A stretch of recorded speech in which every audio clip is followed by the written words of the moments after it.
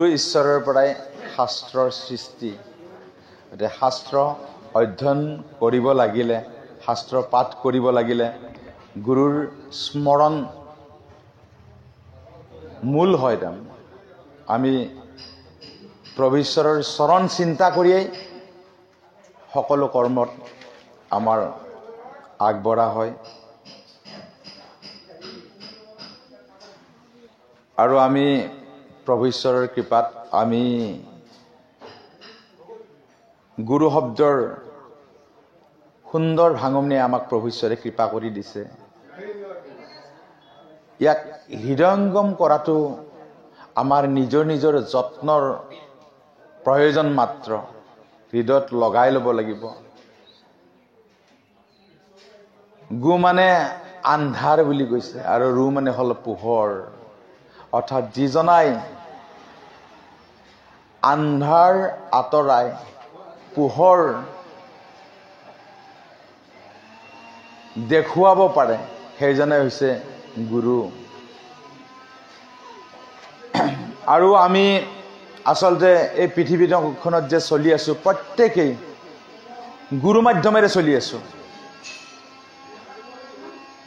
যেনেকে এটা চৰাইয়ে তাৰ শিশুটোক কেনেকৈ চলিব লাগিব, কি ল'ব, এই চৰাইটোৱে মাকে শিশুটোক শিকাই থাকে, বাচ্চাটোক শিকাই থাকে। আমাৰ ল'ৰা ছোৱালীবিলাকক আমি শিকাই থকা নাই নেকি? প্ৰত্যেকেই যে সেইকাৰণে প্ৰভু ঈশ্বৰে কৈছে তিনি গুৰু মানৱ জীৱনত।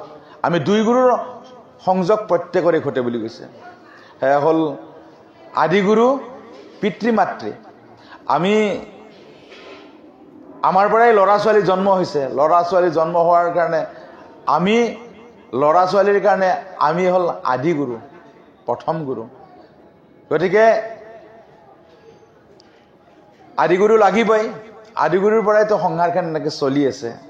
সেইকাৰণে কৈছে গুৰু মাহাত্ম্য আমি প্ৰতি মুহূৰ্ততে উপলব্ধি কৰিব লাগে। এতিয়া যে প্ৰভু ঈশ্বৰে আমাক কৈছে আদিগুৰু পিতৃ মাতৃক সেৱা কৰিব লাগে। সেৱা কিয় কৰিব লাগে? সেৱা কৰা অভ্যাসটো যদি গঠন হয় তেতিয়াহ'লে সৰুৰ সেৱাটো ডাঙৰলৈকে থাকি যাব।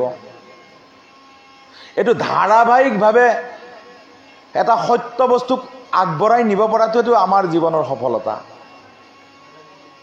গতিকে আমি সেই ধাৰাটোকহে আমি বহন কৰি নিব লাগে।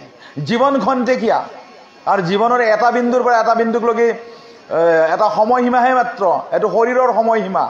আজি তাৰ প্ৰমাণ উদাহৰণ নহয় নেকি?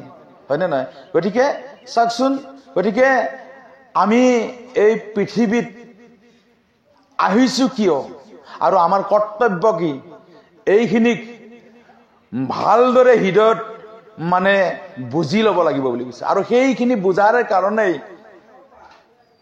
সেইজনা জগতৰ ঈশ্বৰে যুগে যুগে গুৰুৰূপে আহি সেই একে জ্ঞানকে প্ৰতিবাৰে দি আছে।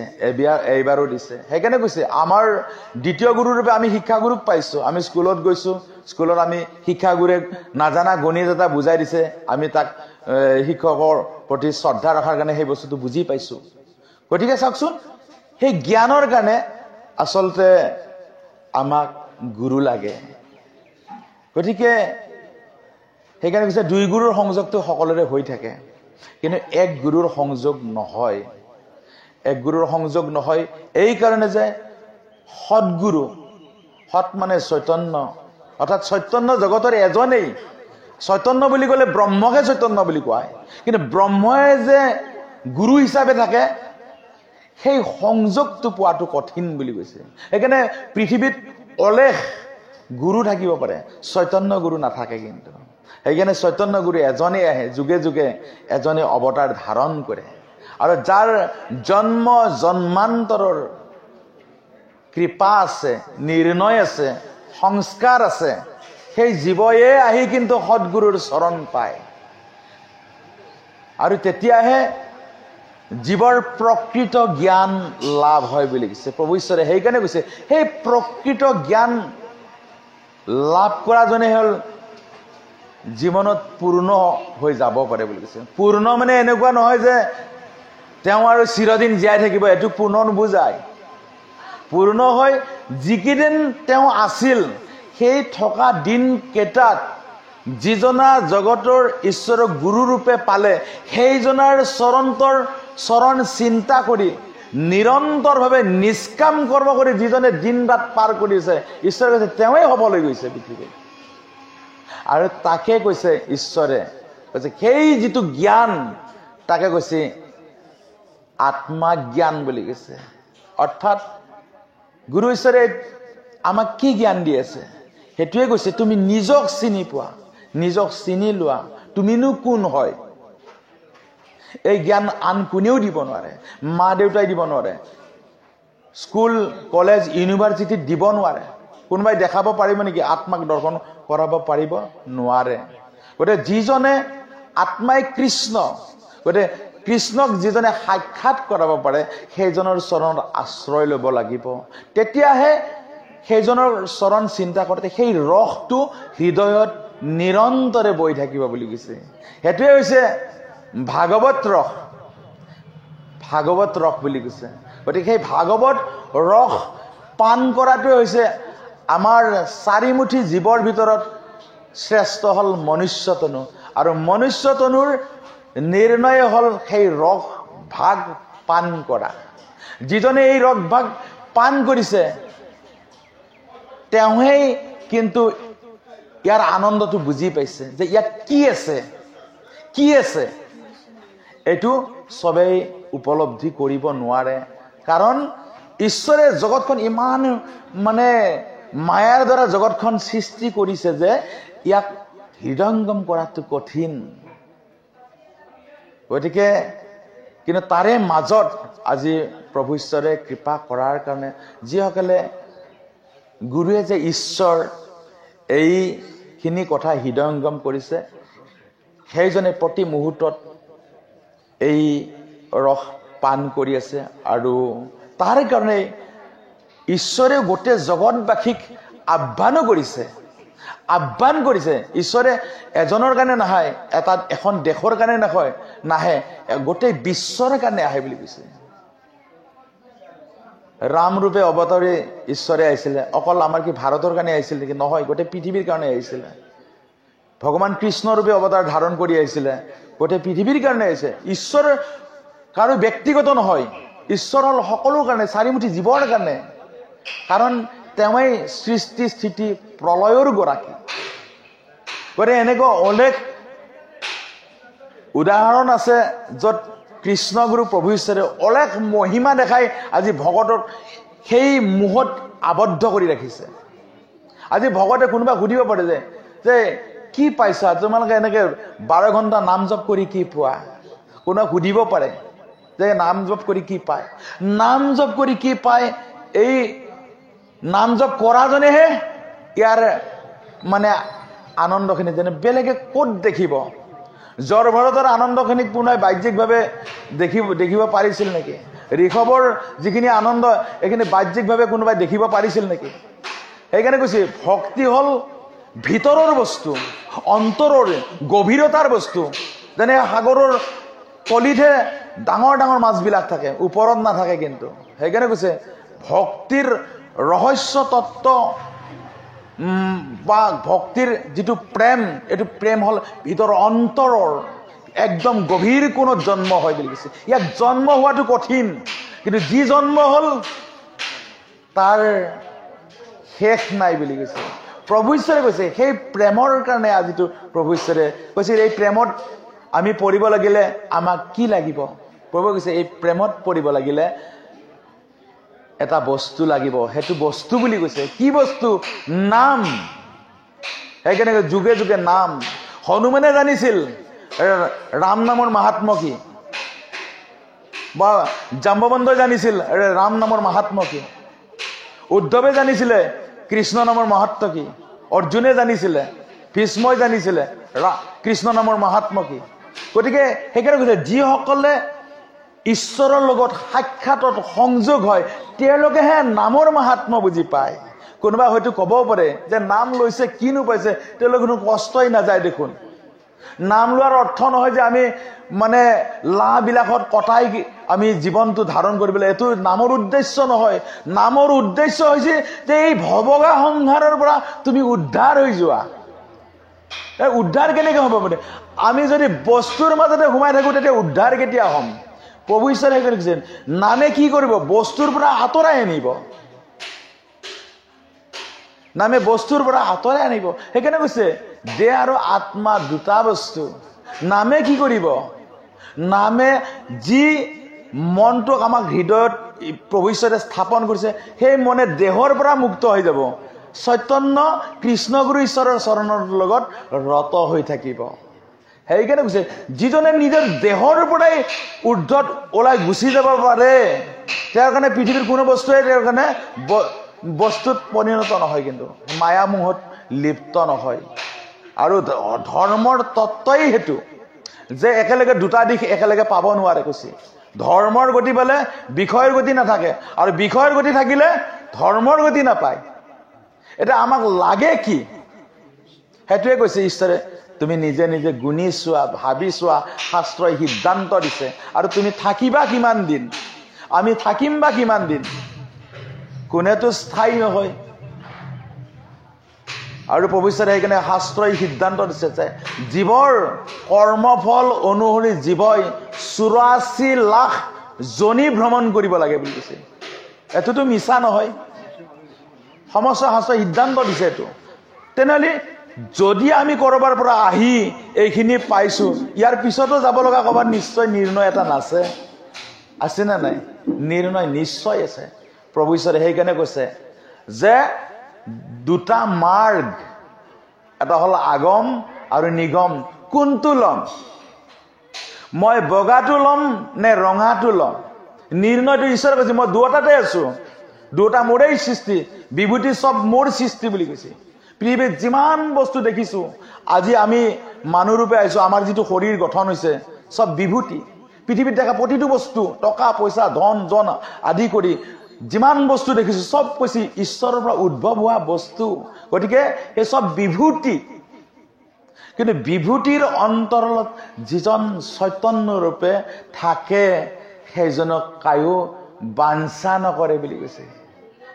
সেইকাৰণে চবেই বগা আৰু ৰঙাটো থাকিলে ৰঙাটোকে গ্ৰহণ কৰে। বাহ, ইয়াৰ ৰং দেখোন ইমান উজ্জ্বল, এই ৰংটো লোৱাৰ কাৰণে জীৱই এই সংসাৰত ভুঞ্জি মৰে বুলি কৈছে।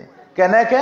একবাৰ যদি মনুষ্য তনু পায়ো সৎগুৰুৰ চৰণত আশ্ৰয় নলয়, তেতিয়াহ'লে সেই জীৱ শেষ নিশ্বাস ত্যাগ কৰাৰ পিছতে আকৌ বেলেগ দেহত মানে কৰ্মফলনিৰ স্থিতি ল'বই লাগিব বুলি কৈছে। এইটো কৈছে তেওঁ, ঈশ্বৰে কৈছে এইটো কৰ্মফলৰ কাৰণে জীৱই স্থিতি ল'বই লাগিব, নিৰ্ঘাত।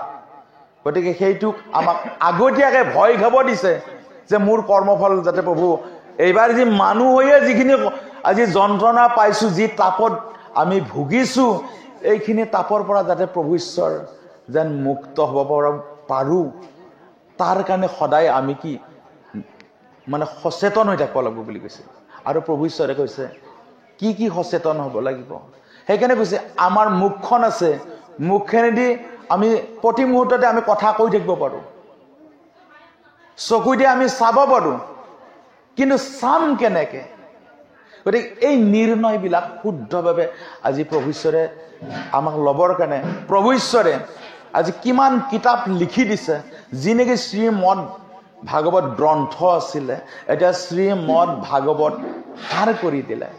কৃষ্ণগুৰু তত্ত্বসাৰ পুথি লিখিলে, প্ৰেমাকুল ভকতি লিখিলে, ৰসামৃত লিখিলে, ভক্তি তত্ত্ব লিখিলে। কিমানখন প্ৰভু ঈশ্বৰে মানৱ মংগল আদি কৰি কিমানখন মানৱৰ মংগলৰ কাৰণে কিতাপ প্ৰভু ঈশ্বৰে লিখি গৈছে, তাক আমি পঢ়িব লাগে। আৰু আমাৰ যিটো চূড়ান্ত পাব লগা, সেই পাব লগাখিনি আমি প্ৰভুৰ পৰা আমি ভিক্ষা মাগিব লাগে প্ৰভুৰ চৰণত। প্ৰভু এইখিনি যেন মোক পূৰ্ণভাৱে দিয়ে, এইটোৱে কামনা নহয়। গতিকে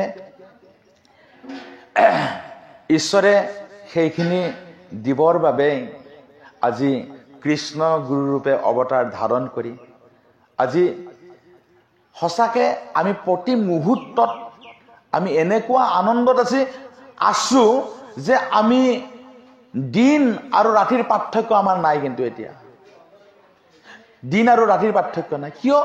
ৰাতিপুৱা যি আমাৰ ভাৱ, সেই ভাৱ সন্ধিয়াও সেইভাৱে আছে, ৰাতি হলে সেইভাৱে আছে।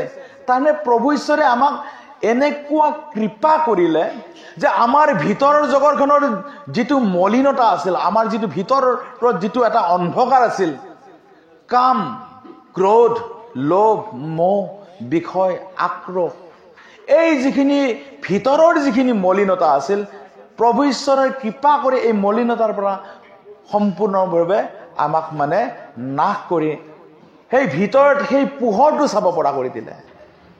পোহৰ, ভক্তিৰ পোহৰ, আধ্যাত্মিক জ্ঞানৰ আনন্দ আমাক ল'ব পৰা কৰি দিলে। গতিকে সেইকাৰণে কৈছে ঈশ্বৰক চৰণত আশ্ৰয় লোৱাৰ পিছতহে মানুহ এজন জীৱন্ত হ'ব পাৰে। কিন্তু সেইকাৰণে কৈছে আমি জীৱন্ত অকল মানে লৰি ফৰি থকাটোকে জীৱন্ত বুলি কোৱা নাই। জীৱনটোক নাজানাকে জীৱন ধৰি থকাটো জীৱন নহয়। কিন্তু সেইকাৰণে জীৱনক বুজি জীৱন ধাৰণ কৰাটো আচল জীৱন। জীৱন কাক কৈছে? জীৱন, জীৱন মানে চৈতন্য শক্তিয়ে আচলতে জীৱন। কিন্তু আমাৰ শৰীৰটো জীৱনটো কোনটো? চৈতন্য শক্তি নহয় নেকি? যে চৈতন্য শক্তিটো কি বস্তু আমি যদি এই দেহেৰে এই সময়তে নাজানো, তেতিয়াহ'লে কেতিয়া কোনদিনা পাৰিম? সেইকাৰণে প্ৰভু ঈশ্বৰে কৈছে তুমি নিজেই বিচাৰি ল'ব লাগিব বুলি কৈছে। এইটো কোনেও কাকো দিব নোৱাৰে। শক্তি ধন স্ব উপাৰ্জিত ধন, এই ধনটো নিজে সঞ্চয় কৰিব লাগিব বুলি কৈছে। গতিকে প্ৰভু ঈশ্বৰে সেইকাৰণে এইখিনি প্ৰতিষ্ঠা কৰিবৰ কাৰণে, সত্য প্ৰতিষ্ঠা কৰিবৰ কাৰণে প্ৰভু ঈশ্বৰে ভকতক অলেখ মহিমা দেখাব লগা হৈছিল। তেওঁ সেইজনে যে ঈশ্বৰ হয় এই কথা প্ৰমাণ কৰিবৰ কাৰণে ভকতক অলেখ মহিমা দেখাইছে। আজি কৃষ্ণগুৰু আশ্ৰম, যি আশ্ৰমত আজি আমাৰ আজি পৰহি আমাৰ অখণ্ড কীৰ্তন শেষ হ'ল 12 দিনীয়া। এতিয়া এনেকুৱা হৈছে যে আমি দেখা পাইছো যি আমি সেউজীয়া গামোচা লৈ আছিলো, এতিয়া আশ্ৰমত কিন্তু ৰঙা গামোচাৰে ভৰি পৰিছে। তাৰমানে বাৰু আমাৰ আনন্দ যে আমাৰ সংখ্যা যিমানে বাঢ়ে আমাৰ ভকতৰ আনন্দ সিমানে বাঢ়ে, আৰু ঈশ্বৰেও ভাল পায়। আজি প্ৰত্যেকেই এই সত্যটোক অকমান হলেও উপলব্ধি কৰিছে। নহয়, কৃষ্ণগুৰু আশ্ৰমত গ'লেহে আমি সত্যটো বিচাৰি পাম। প্ৰভুৱে যিটো নীতি দিছে সেই নীতিখিনিক যদি সঁচাকে ধৰোঁ তেতিয়াহে আমি শান্তি পাম। গতিকে এইখিনি হয়তো হৃদয়ংগমটো বা কাৰোবাৰ মুখত শুনিও, কাৰোবাৰ ভকতৰ কষ্টৰ ফল হিচাপেও এইখিনি যিখিনি লোক গৈছে তেওঁলোকে অকমান হলেও ৰেঙনি এটা পাইছে প্ৰভু ঈশ্বৰৰ কৃপাত। প্ৰভু ঈশ্বৰে তেওঁলোককো চৰণ দিছে, দৰ্শন দিছে। গতিকে পৃথিৱীত বিৰল যে জগতৰ পৰম ব্ৰহ্ম নাৰায়ণক গুৰু ৰূপত দৰ্শন কৰাটো বুলি কৈছে বিৰল, আৰু তাক কৈছে ভাগ্য। ভাগ্য সেইকাৰণে কৈছে আমাৰ মনুষ্য তনুৰ নিৰ্ণয়ে হ'ল যে চকুৱে কি চাব লাগে? চকুৱে চাব লাগে গুৰুৰূপ। গুৰুৰূপ। কাণে কি শুনিব লাগে? যে কৃষ্ণগুৰু নাম। ক'তনো কৃষ্ণগুৰু নাম হৈ আছে? কাণৰ কৰ্মই হ'ল কৃষ্ণগুৰু নাম শুনা, আৰু মুখৰ কৰ্ম কৃষ্ণগুৰু নাম মানে কি? কৃষ্ণগুৰুৰ কথা কোৱা, এইটো কৰ্ম। যদি গোটেইখিনিক আমি এক কৰি ল'ব পাৰো তেতিয়াহ'লে চালেও সেইটোৱে বিচাৰিব যে মোক কৃষ্ণগুৰু ঈশ্বৰৰ চৰণৰ স্পৰ্শ লাগে, মোক বেলেগ স্পৰ্শ নালাগে। আৰু যেতিয়া এইখিনি অভ্যাসৰ দ্বাৰা একদিন পৰিণত হ'ব, তেতিয়া আমি খাওঁতে, শুওঁতে, উঠোতে, বহোঁতে তেতিয়া আমি প্ৰভু ঈশ্বৰৰ পৰশ প্ৰতি মুহূৰ্ততে পাই থাকিব পাৰিম। আৰু সেই পৰশ পোৱা জনে ইয়াৰ আনন্দখিনিক আচলতে উপলব্ধি কৰিব পাৰে। গতিকে ঈশ্বৰে অলেখ মহিমা দেখাইছে। আমাৰ লগত তেনেকুৱা হৈছিলে। আমি যেতিয়া প্ৰথম আমি নাম ল'ব যাওঁ প্ৰভু ঈশ্বৰৰ, এতিয়া আমাৰ মা বহুত আগতে শৰণ লৈছিল, কিন্তু আমি লোৱা নাছিলোঁ। হয়তো নিৰ্ণয় আগৰে আছিলে, সংস্কাৰ নাথাকিলে বোলে যেনেকে আমৰ গুটিৰ আমে লাগিব, ডালিমৰ গুটিৰ ডালিমে লাগিব। গতিকে সংস্কাৰত নাথাকিলে হয়তো এইটো কঠিন হ'ব। গতিকে আমাৰো কিবা এটা নিৰ্ণয় আছিলে, প্ৰভু ঈশ্বৰে কৃপা কৰে যে যিদিনা আমি প্ৰভু ঈশ্বৰৰ পৰা নাম ললো, নাম লোৱাৰ পিছত যেতিয়া মই নাম লৈ আহি বাহিৰত ঘূৰি ফুৰিছো, তেনেকে ইয়াতে কৰবাত মাটিত বহো, মাটিত বহাৰ লগে এনেকুৱা লাগে যেন তলত ভূমিকম্প আহে, মাটি লৰি থাকে। আৰু এইখিনি কথা আমাৰ মানে আমাৰ আগৰ অসমৰ আমাৰ সৰ্বানন্দ সোণোৱাল প্ৰভুৱে এইখিনি কথা একদিন ব্যক্ত কৰিছিলে।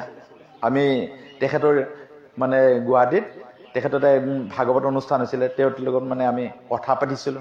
কৈছে আমি কি সেই সময়ত মানে আশ্ৰমৰ এনেকুৱা অৱস্থা যে প্ৰভুৰ অলৌকিক মহিমা ইমান পায় যে তাতে গ'লেই অলৌকিক পায়। সেই সময়তো বেছি একোৱেই নাছিল বুলিছে প্ৰভু মানে তেখেতে কৈছে আৰু যে একো নাই, এই বস্তা দিয়ে, বস্তাৰ ওপৰত বহিব লাগে, চাৰিওফালৰ পৰা কেঁচু আহে, জোক আহে, কিন্তু প্ৰভু ঈশ্বৰে কৈছে নহয়, ইয়াতে বহি নাম ল'ব লাগিব।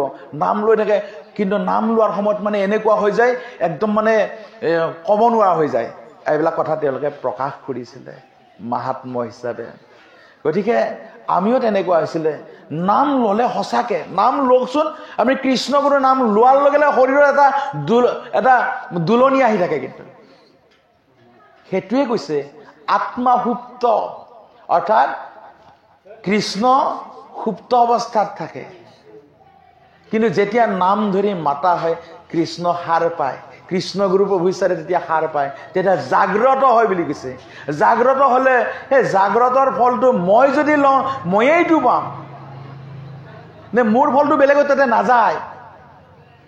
গতিকে সেইকাৰণে কৃষ্ণগুৰু নাম জপ কৰাৰ লগে লগে নামৰ যিটো আনন্দ দেহত, সেইটোকে কৈছে ৰমন। আমি যে কওঁ ৰমন, কোনটো ৰমন? কৃষ্ণগুৰু নাম লোৱাৰ লগে লগে আমাৰ শৰীৰত যিটো এটা মানে আনন্দ, এটা বতাহ এটা লাগি সুন্দৰভাৱে শৰীৰটোত এটা আনন্দ লাগি থাকে, এইটোৱে হৈছে ৰমন। গতিকে সেইকাৰণে কৈছে আমাৰ মুখ্য উদ্দেশ্য কি? আমাৰ মুখ্য উদ্দেশ্যই হৈছে প্ৰতি মুহূৰ্তত আনন্দ লোৱা। গতিকে আনন্দ ক'ত পাম? কৃষ্ণগুৰু প্ৰভু ঈশ্বৰৰ চৰণত পাম, ৰমনত পাম। সেইকাৰণে প্ৰভু ঈশ্বৰে কৈছে প্ৰতি মুহূৰ্ততে স্মৰণ কৰি থাকিব লাগে বুলি কৈছে। স্মৰণৰ অভ্যাস। স্মৰণ মানে মনত পেলোৱা, নহয় জানো? মনত পেলোৱা মানে কি? আমি কৃষ্ণগুৰু শব্দটো ডাঙৰকে ক'ব লগা নাই, কিন্তু হৃদয়ত যদি সেইটো জপ হৈছে, তেনে সেই জপ হৈ থাকিলে লগে লগে সেই আনন্দখিনি হৃদয়ত, সেই শৰীৰত মানে সঞ্চালন হৈ থাকে। গতিকে ঈশ্বৰে কৈছে এইটোৱেই কোনেও দিব নোৱাৰে। ভাষাৰে বহুত বৰ্ণনা কৰিব পাৰি যে ইমান মানে শব্দৰ দ্বাৰা চৈতন্য শক্তিক প্ৰকাশ কৰিছে, কিন্তু চৈতন্য শক্তিক উপলব্ধি কৰিব পৰা নাই। ঈশ্বৰে কৈছে তাৰ একো লাভ নহল। প্ৰভু ঈশ্বৰে উদাহৰণ এটা দিছিল তেনেকে। কেনেকে? যে এজন সাঁতুৰবিদ আছিল, তেওঁ সাঁতুৰবিদৰ কিতাপ পঢ়ে, আৰু এজনে কৈছে তেওঁ কিতাপ নপঢ়ে কিন্তু পানীত তেওঁ সাঁতুৰিব পাৰে। লাভ কাৰ হ'ব? প্ৰভু ঈশ্বৰে কৈছে। সেইকাৰণে কৈছে প্ৰভুৱে ঈশ্বৰে কৈছে যে মোৰ চৰণ আশ্ৰয় নোলোৱা পৰ্যন্ত জীৱই এই যিটো ৰমণৰ আনন্দ পাব নোৱাৰে।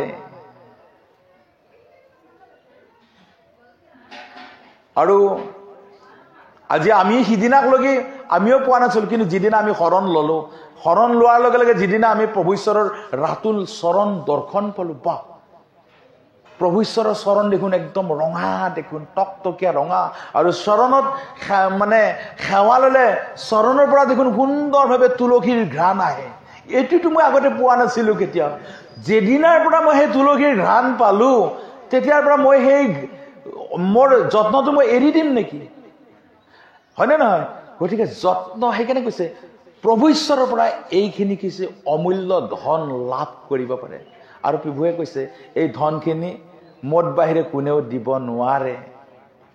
গতিকে সেইকাৰণে বাহিৰৰ পৰা চালে ভকতক বুজিব নোৱাৰিব, কিন্তু ঈশ্বৰকে বুজি নাপালে ভকতক বুজাটো কেনেকে বুজিব? জগতৰ ঈশ্বৰকে প্ৰতিটো অৱতাৰতে দেখোন ঈশ্বৰক কিমানে মানুহে কিমান তিৰস্কাৰ লাঞ্ছনা গঞ্জনা কৰিছিল, কিমান নিন্দা কৰিছিল, হয়নে নহয়? পিছত বুজি পাই অনুতাপত কিছুমান ভুগি আকৌ ঘূৰি আহে। গতিকে আমি সেইকাৰণে আমি নিজে যিহেতু একে পথৰ পথিক আছিলোঁ, আজি আমি সেইখিনি আনন্দ পাইছোঁ কাৰণে জগতবাসীৰ এই কথা প্ৰকৃত সত্য কথাটোক আমি প্ৰকাশ কৰিবই লাগিব বুলি কৈছে। এইটো আমাৰ কৰ্তব্য, সেইখিনি আমি সেইকাৰণে প্ৰকাশ কৰোঁ। গতিকে চাওকচোন, যিজন মৃত বুলি ডক্তৰে ঘোষণা কৰিছে সেইজনক প্ৰভু ঈশ্বৰে স্মৰণ দি জীৱন্ত কৰিছে। কিন্তু এটা কথা, প্ৰভু ঈশ্বৰে কাৰ্যকাৰণৰ কাৰণেহে এইবিলাক কৰে। আমি সেইটো ভাবিব নালাগে যে প্ৰভুৱে মোক যেন বেলেগ আৰু মোক একো নিদিয়ক বুলি এইটো কল্পনা কৰিব নালাগে। ঈশ্বৰৰ ইচ্ছাত ঈশ্বৰে যিখিনি দিয়ে সেইখিনি মানিব পৰাটোহে আচল কথা বুলি কৈছে। আমি আগতীয়াকৈ বাঞ্ছা কৰিব নালাগে, প্ৰভু মোক বেমাৰ নিদিব, প্ৰভু মোক এইটো নিদিব সেইটো নিদিব। আগতীয়াকৈ আমি কল্পনা যদি কৰি থাকোঁ সেইটো লাভ হ'ব নেকি? নহ'ব নহয়।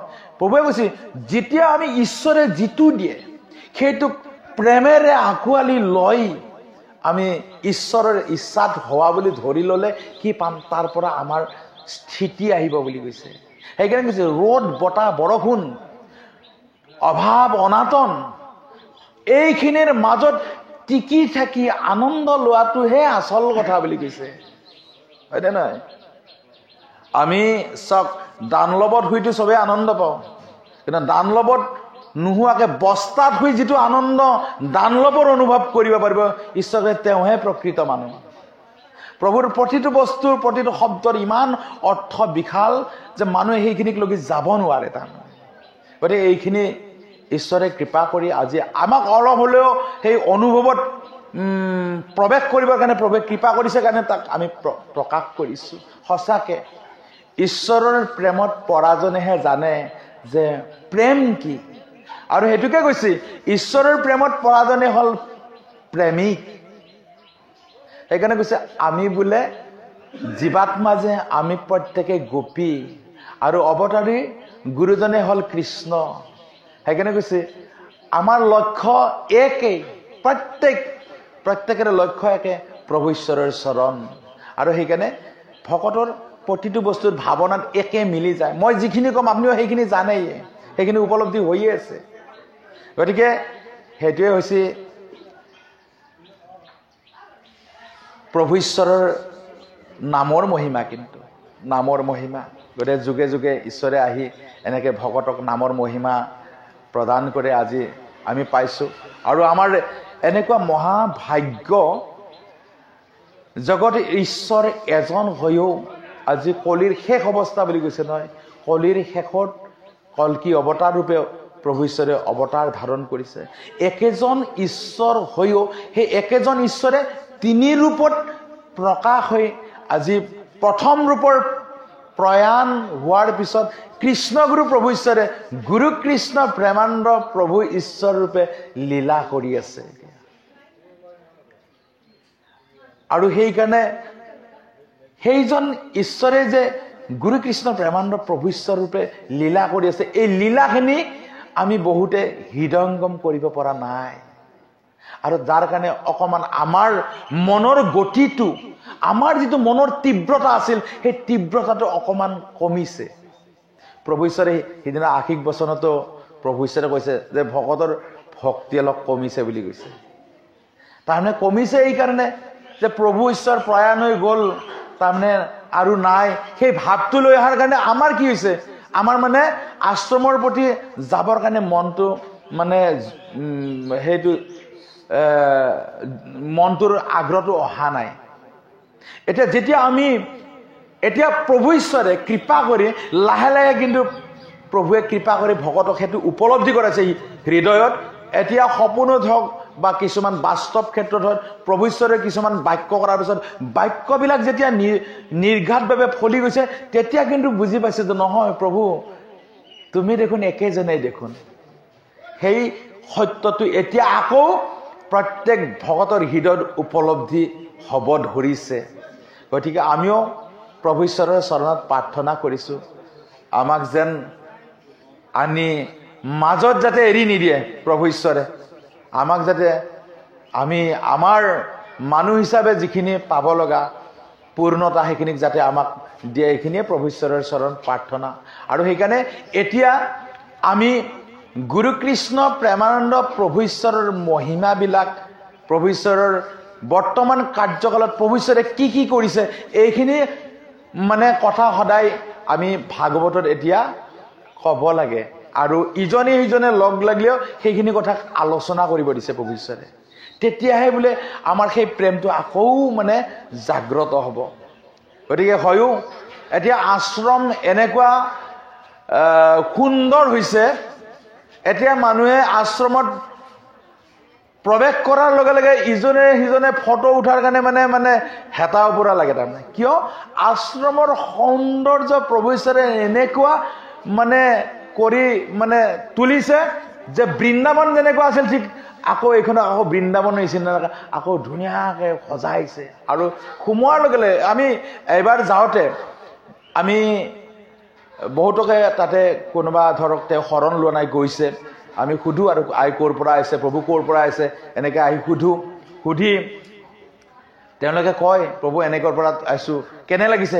প্ৰভু এনেকুৱা যে আশ্ৰমত প্ৰৱেশ কৰাৰ লগে লগে আমাৰ মনৰ এটা মানে ভাৱ এটা মানে নতুনকৈ এটা আহি যায় বুলি কৈছে। এইটো স্বতঃস্ফূৰ্তভাৱে আহি যায়, তাৰমানে ভাল লাগি যায়।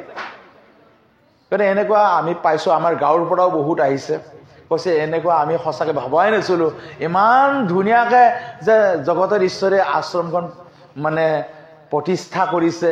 ইয়াৰ সৌন্দৰ্য সঁচা, আশ্ৰমৰ সৌন্দৰ্য চালেই তাতেই প্ৰেমটো নিগৰে আচলতে। তাৰে মাজত প্ৰভু ঈশ্বৰেতো চাৰিওফালে প্ৰভু ঈশ্বৰে মানে সকলোকে দৰ্শন দিছেই, ভকত বুলি নহয়, যিবিলাক দৰ্শনাৰ্থী গৈছে তেওঁলোককো দৰ্শন দিছে, চৰণ দিছে। গতিকে এইখিনি ধন্য হৈছে। গতিকে যি নহওক, আমি যে আজি আমি এই অসম দেশতে জন্মগ্ৰহণ কৰি এইখন দেশতেই আজি প্ৰভু ঈশ্বৰে তিনি ৰূপত আহি লীলা কৰি আছে, আৰু সেই লীলাৰ লগত আজি সংযোগ হ'ব পাৰিছোঁ। আৰু প্ৰভু ঈশ্বৰৰ সেইজনা জগতৰ ঈশ্বৰৰ বাক্যতে আজি এই শ্ৰীমদ ভাগৱত সাৰ কীৰ্তনৰ কাৰণে আমি ইয়াত আহিছোঁ। এইটো আমাৰ মহাভাগ্য, তাতে আপোনালোকক পাইছোঁ লগতে। আৰু সঁচাকৈ কিবা নিশ্চয় এই ঠাইখিনিৰো সকলোৰে কাৰণে ঈশ্বৰৰ নিৰ্ণয় আছে। গতিকে আমি সেইকাৰণে আমি মনৰ ভৰাই ইয়াৰ এই আসনৰ পৰাই সকলোৰ চৰণত আমি সেৱা নিবেদন কৰিছোঁৱে। গতিকে ঈশ্বৰে কৃপা কৰক সকলোকে, বিশ্বৰ সকলোকে যাতে এই ভক্তিৰ প্ৰেমত মানে মানুহ ডুব যাব পাৰে, সেইখিনি শক্তি প্ৰভু ঈশ্বৰে কৃপা কৰক, এইখিনি আশা ৰাখিছোঁ। আৰু প্ৰভু ঈশ্বৰৰ শ্ৰীচৰণ আমি বন্দনা কৰিবলৈ লৈছোঁ। জয় কৃষ্ণ।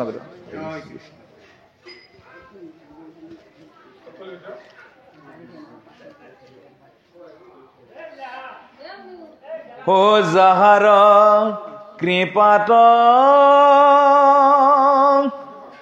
ও মূৰ্খে পণ্ডিত হুৱে জ্ঞান পাই নাখিলা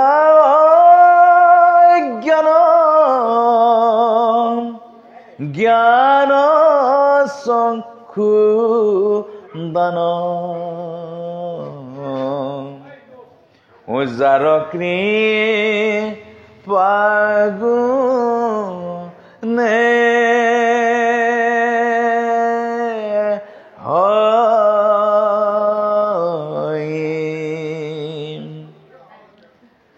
যাহাৰ বাক্যত হুৱে কণ্ঠগত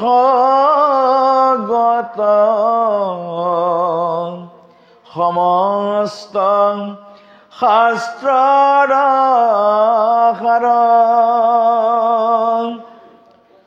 গুৰুৰূপী হৰি দণ্ডৱতে পৰি প্ৰণাম হবা ৰম বাৰ তোমাৰ মায়ায়ে মুগ্ধ জীব নপাব পাৰা পাৰ গুৰুৰূপ ধৰি জগত মুৰাৰি কৃপায়ে কৰা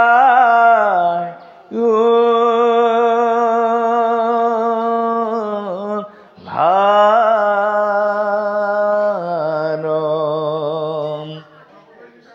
সংহাৰ ৰসাৰ চৰিত্ৰ তোমাৰ তুমি ব্ৰহ্মসনাতন বিশ্ববিমোহন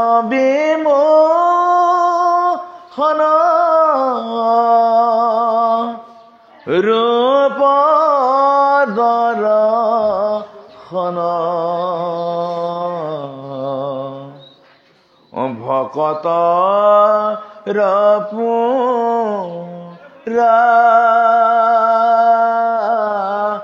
মান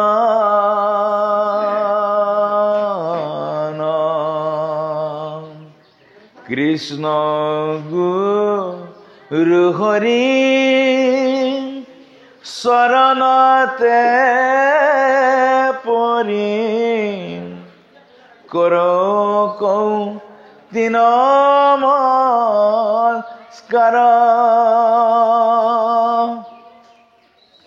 ও কৰো আৰম্ভন তোমাৰ কীৰ্তন তজুগ্নে পাক ৰে হাৰ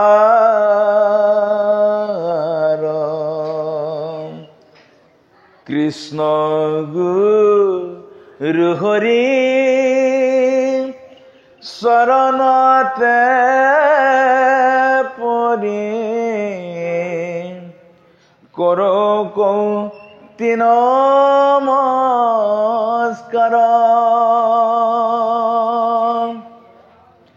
কৰো আৰম্ভন তোমাৰ কীৰ্তন তজুগ্নে পাক ৰে হাৰ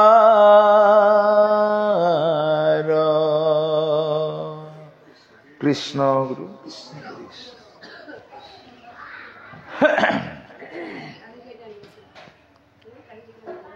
ভকত বন্দনা গুৰু ঈশ্বৰৰ পিছত ভকতৰ বন্দনা কৰা হয়। প্ৰভু ঈশ্বৰেও মানে ভকতৰ এনেকুৱা এটা স্থিতি দিছে, ভকত ইমান ঊৰ্ধত ৰাখিছে যে ভকত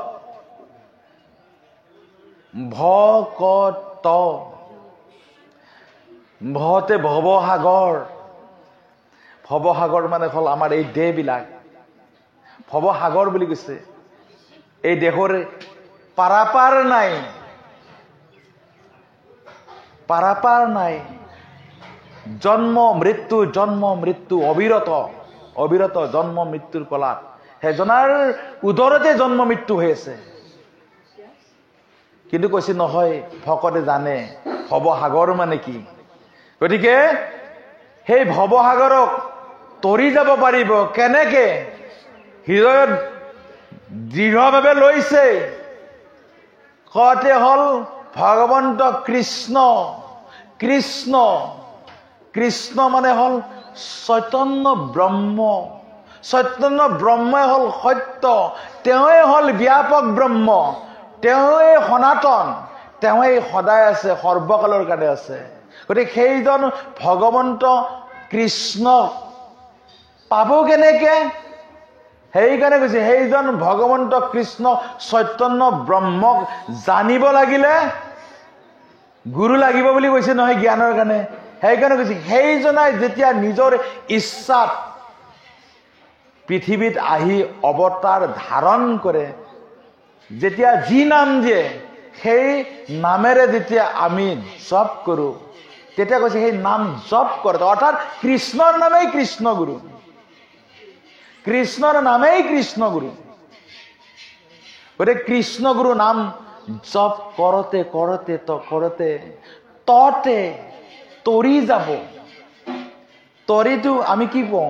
তৰা শব্দটোক মানে, তৰা মানে এই তৰি গ'ল। তৰি গ'ল মানে কি? উদ্ধাৰ হ'ল। উদ্ধাৰ হ'ল কি? এই যে আমি নাজানি ঈশ্বৰক আমি সৎগুৰুৰ চৰণত আমি বিচাৰি নাপাই, এই যে জন্ম জন্মান্তৰ অবিৰতভাৱে জন্ম মৃত্যুৰ কলাত পৰি আছিলো, তাৰ পৰা আমি বুজি পালো তেওঁৱে আমাক তৰাব। গতিকে সেইটো ভাৱ ৰাখি হৃদয়ত নিৰন্তৰভাৱে জপ কৰি নিষ্কামভাৱে জগতৰ মংগল সাধন কৰাজনে হৈছে ভকত। সেইকাৰণে কৈছে ভকতে কি কৰিব পাৰে?